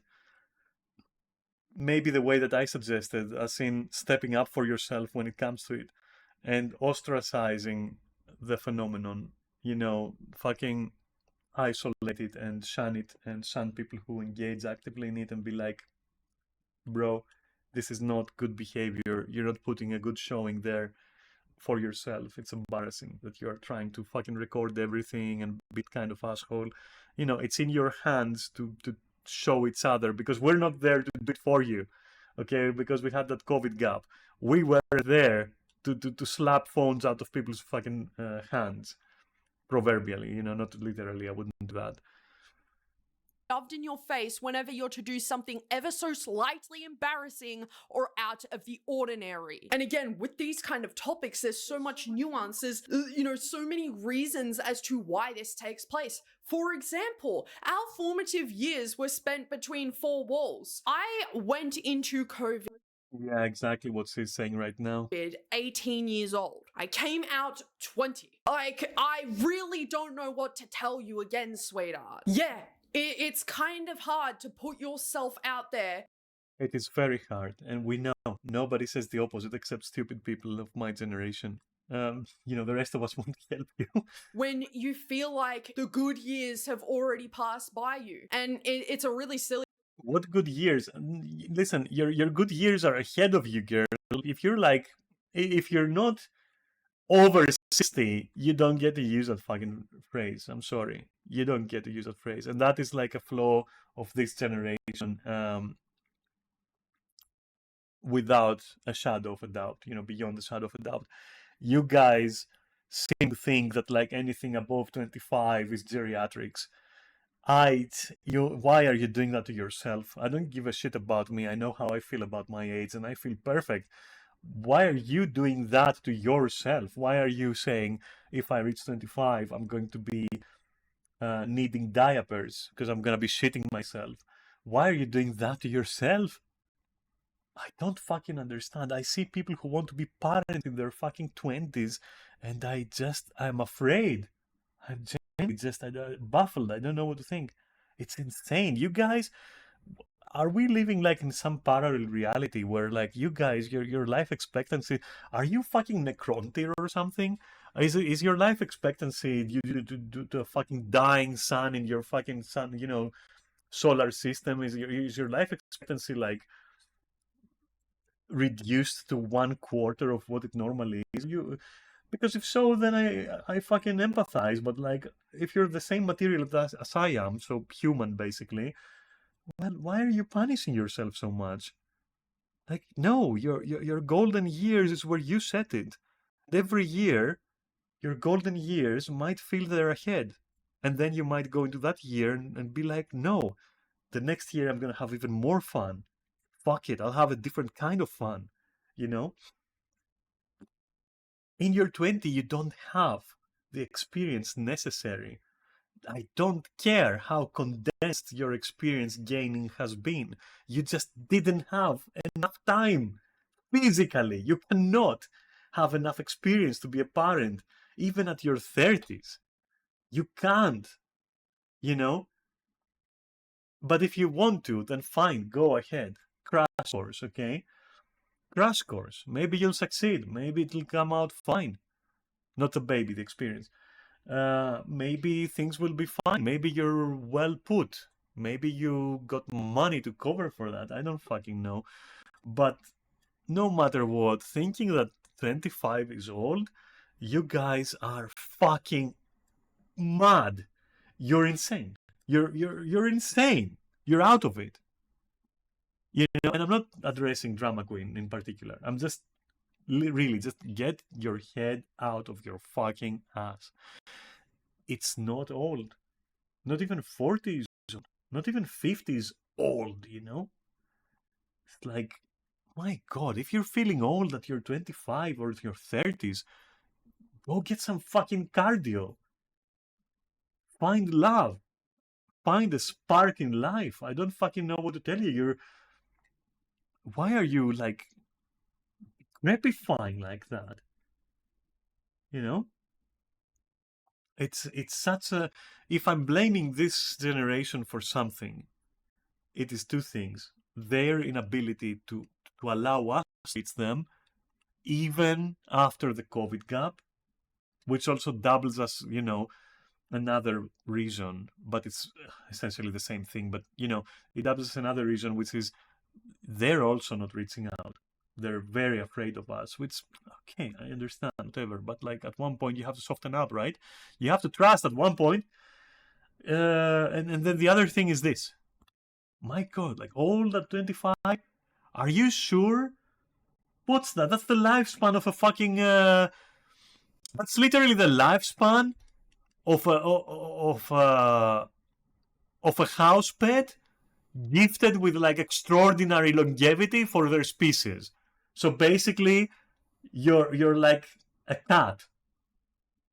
If you feel like you're old at 25, you're basically saying I'm basically a cat or a dog who has lived beyond their life expectancy. That's how I feel at my 25. Oh my God, I'm gonna slap that shit out of you. If that's how you feel, I don't know what to tell you. I mean, it's your right to feel the way you want, but like, why would you want to be feeling like that? I understand that you went through COVID and that it made you think that like time is just, it doesn't pass, you know. It's just like those years closed within four walls must have felt like, you guys must have felt every fucking second, okay? And I get it. But practically speaking, physically, biologically speaking, you have to accept that at your 25, you are young. You are young. At your 30, you're young, you know? 40, that is like your peak. It might start going down from there, but I'm 43, and it's, no pun intended, it's not going down. So I don't know what to tell you. Get your shit straight. I don't fucking know. Do something about that. 25 and feeling old it sounds almost like pathological. And it might very well be, but you need to fucking break out of that fucking illusion, you know? It's not old. You got a whole fucking life ahead of you to not just club and social life, but to love, to hate, to fail, to succeed, to everything, to be a painter, to be this, to be that, to fucking anything, you know, fucking anything. The only thing stopping you is literally you. Anyway, I'm sounding like a fucking mom, and that's the last thing I want to be to fucking morons like you. So let's go on. Way to think, obviously, but I was seeing a lot of comments from Gen Zers who were like, you know, COVID, hello, we couldn't go out. And now that we can, everything is so expensive. Like, I'm not really a big fan of clubbing, not because of some experiences I've had, but just because it's not really my vibe, and that's okay. Yeah, that's okay. But if you're admitting that it's not really your vibe, are you really though equipped to be making these arguments? As much as I've agreed with most of you, Drama Queen, with most of what you said, I mean, and I've disagreed vehemently with some of what you said as well. In the end, I have to wonder, like, maybe it's just like you're not made for it. I don't know, and that's okay, as you said. But at the same time, you can't be saying, oh, it's too expensive, oh, casual should be allowed and all that. Maybe you have so many complaints that in the end, like, it's just not for you, you know? It's the same as playing, like, a video game. Like, you have too many complaints from it. Well, maybe just leave it and forget the sunken cost fallacy thingy. Just fucking, there is no sunken cost fallacy, just leave it. But at the same time, you know, it's not like, you know, people shouldn't try it or anything. Do try it. Do give it a genuine chance. Again, give it as an honest chance as you've given gooning, okay? Which a lot of you have given more than a fair chance and even got stuck in that shit. So if you're gonna try anything, not just clubbing, but anything, give it a fucking fair chance. And I'm not saying, oh, Drama specifically needs to go back and try it again. No, I'm pretty sure that she's done it enough times to have, like, her opinion, which she does, and it's valid, and I respect it, and that's fine. But I'm talking in general, right? And none of the reasons that she cites convinces me that clubbing is just not accessible anymore. None of these reasons. You know, because at the end of the day, nobody's gonna fucking haze you. Nobody's gonna fucking gatekeep you. Not all clubs are expensive. Not all goth or whatever other culture clothes you want to wear are that expensive. There's always cheap alternatives. There's always, like, legitimate cheap alternatives. You know, there's always good places to be, just as, like, there are bad places to be. So cracking down on clubbing this much and saying, oh, it's not Gen Z, it's the clubs. No, that's not true. That's what I'm trying to point out here. So I would say I do disagree with her in conclusion, not in conclusion, because that means something else. But in her conclusion here, I do disagree with her, actually. I have other vibes. I love going to gigs. You know, I love being there. That's a different crowded area that's also loud, but just in a different fashion, you know, because I don't feel like I am forced to be this person that I am not. I'm not going to go to a club and be somebody who I am not. Wait, let me see that. That's okay. I have other vibes. I love going to gigs. You know, I love The gigs, yeah. So that's something else that I've also noticed sometimes. People who prefer gigs, so live concerts, usually don't prefer clubbing. And for example, most of the people I've known who loved clubbing were extremely particular with live music. Extremely particular. And I myself, being a club goer, I fucking hate live concerts. I fucking hate them. So I think I'm seeing a pattern here. love being there. That's a different crowded area that's also loud, but just in a different fashion, you know, because I don't feel like I am forced to be this person that I am not. But nobody was forcing you to be a person that you're not. Like, it seems like Drama Queen is blaming clubs and clubbing for her not liking it, but in reality she doesn't have to like it, and there doesn't need to be anything wrong with clubbing and clubbers for a person to not like it. That is what I'm saying. But she seems to think that, like, there is something wrong with clubbing and clubbers and clubs if she doesn't like it, which is fallacious in my opinion. I'm not going to go to a club and be somebody who I am not. Don't get me wrong. I had a lot of fun a couple months ago when I went out with Haley and our bestie. But at the same time, it's just the way I am. I shouldn't have to justify why I Nobody expects you to, girl. Nobody expects you to. Just don't trash talk clubbing and clubs because it's not for you. That's not the way. am not somebody who tends to go clubbing often, and I know that a lot of people can relate to me. And so in conclusion, could Gen Z be a catalyst as to why clubs are closing and they're dying and all that kind of stuff? Honestly, maybe, but I can't completely and wholeheartedly say that. But when you go into the city and there are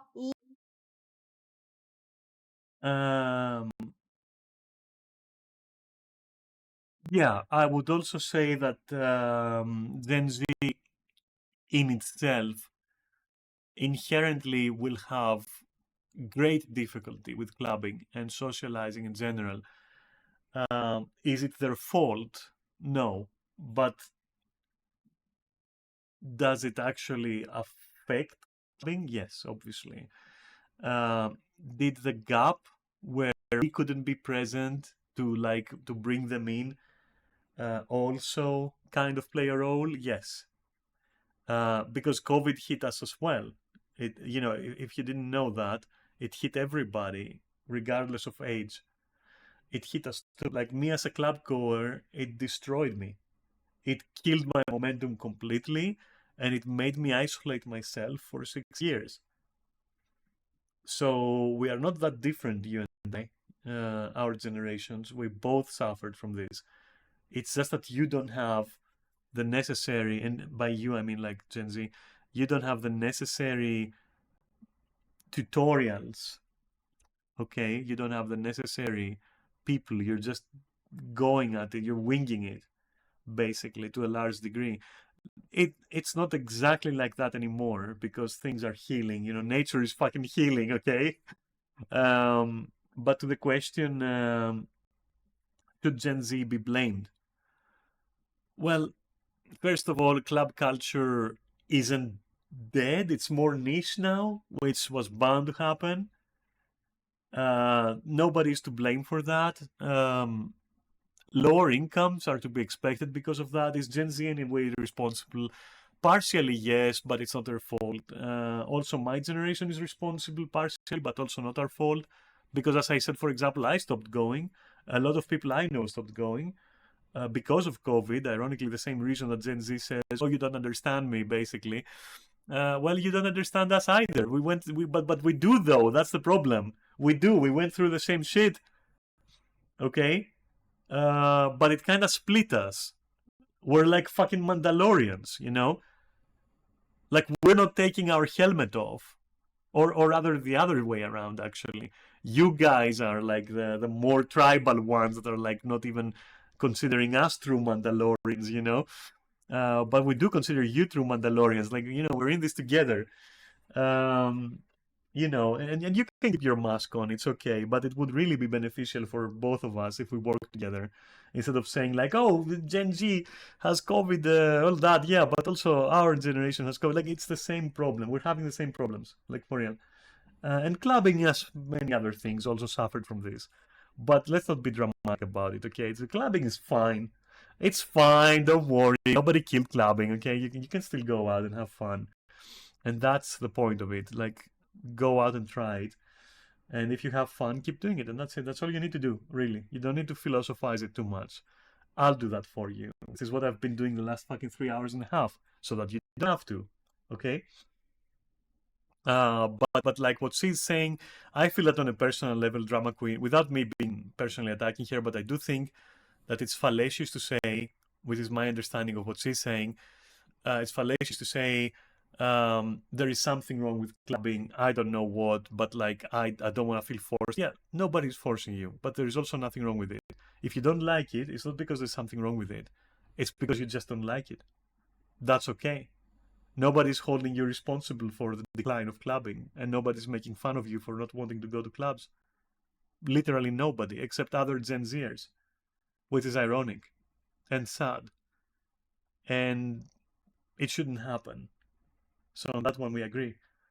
But to say that there is something inherently problematic with clubbing because of the prices, because of the crowds, because of the expectations, not really, no. In some cases, inadvertently, yes, but in most cases, no. And there is nothing wrong with like wanting to dress in a certain way or expecting others to dress in a certain way just because by virtue of wanting it. How can I explain this for real? Like if you like clubbing, let's say goth clubbing, you know, you should want to. You get what I'm saying? I'm not gonna repeat myself. Fuck the shit. Listen, the takeaway is it's okay that you don't club. It's also okay to give it a fair chance. A real fair chance. It's okay. You might learn something. Who the fuck knows? It's also not the case that we don't understand you because we've both been through COVID. All right, but we're both Mandalorians. You just wear the helmet all the time. We don't. Okay, but you're welcome, and we should feel welcome. And there is nothing inherently wrong with the parameters of clubbing that McQueen brings up. There's nothing wrong with them. That's the nature of clubbing. That's what happens there. That's how it happens. Be smart about it. Don't go to the expensive places for no reason. If you want to see people dressed up in a certain theme, then check out places that people would go that would dress that way. Common fucking sense. And there's nothing wrong with clubbing, on average, I would say. So, you know, you don't have to say there's something wrong with it to justify yourself not going clubbing. You don't have to. Nobody fucking expects you to. It's not the epitome of fun. It's just a thing that people like or don't like, just like any other thing. So yeah. And nobody says that somebody's killing it or whatever. Like, I don't know. The only people who would say things like that are like fucking corporate, you know? And as much as I love corpo, it's corpo talk. Oh, you know, they're killing clubbing. You're not cool if you don't club. Rich people club. You know, what the fuck is that? Those are fucking... That's fucking just bait. That's nothing. That's sensationalism, you know? That's fucking buzzwords that mean nothing. So don't worry about it. Don't worry about clubbing. It's not going anywhere. And there's nothing wrong with clubbing and being a clubber or not being a clubber. It's just a thing, you know? It's good. If you want to socialize, it's good. Just like live concerts are, I guess. Actually, more than live concerts, to be honest. Or maybe in some cases, who knows? But like, that's not the point. I wasn't intending to compare. I was just intending to say, hey, it's just a form of socializing at the end of the day. There's nothing wrong with it inherently. If there is something inherently wrong, that's with people, you know, because again, like a big percentage of people are fucking morons lately. And these morons, this stupidity is permeating every fucking demographic you can imagine. So it's not just goth or trans or not trans, or it's just fucking everywhere. It's definitely not just clubbing. So, and that's all I had to say. So I'm gonna let you finish, and I finished before here. Haha, 1-0. Just kidding. Let's let her finish, and then I'll wrap up as well. Lines outside of really any club you walk past, and you're like, what, 1 or 2 clubs shut in America, and all of a sudden, oh my god, guys, Gen Z is killing club culture. Like, there are problems within this topic that we discussed, but I just find that there is not enough nuance when it comes to this. It's always like, Gen Z aren't as fun as us millennials, Gen Z aren't as fun as us Gen Xers, and only idiots think that way. And only idiots would think that the other side thinks that way. Make what you will of that. I'm not calling her an idiot, but holy shit, that's flawed. And she's just propagating that. And it's just flinging shit at each other as 2 generations that are, you know, facing a gap between them that it's unfortunate and nobody wanted that. But instead of flinging shit, can't we just like extend our hands towards each other? It's like, dude, cut us some slack sometimes, okay? Because you just don't understand what's happening here, clearly. So with all of that being said, everybody, do I have anybody in the audience who is a club frequenter? Can you tell me, what was it like? And this is a specific question for Gen Zs. I mean, anyone else can chime in if they like to. Okay, I will. It is a beautiful social experience that you should try to embrace at least a few times. And then if it's not for you, then you will find a substitute. And if it is for you, then hey, cool for you, I guess. And see you on the dance floor. Don't mind. But what was it like for you when you first started going out clubbing? And what is it like for you today? Have you ever run into an issue where you have caught people filming others, or maybe even caught yourself being filmed for other people's enjoyment? Leave any thoughts and opinions that you have in the comment section below, because maybe you have something 50 steps ahead of you. new to add to the conversation that I didn't cover. Or you can always send that to me over at dramaqueensubmissions@gmail.com if that's what you're more comfortable with, my love. Thank you so much for joining me in Yappersville today, everybody. I didn't post for almost a week. Well, thank you for providing material for me to comment on then. And I will not be sending this anywhere except for my YouTube channel. Well, consider it, you, not here, I'm talking to you, consider this stream my response to all of your questions. I think I have covered every fucking angle. My voice is fucking tired.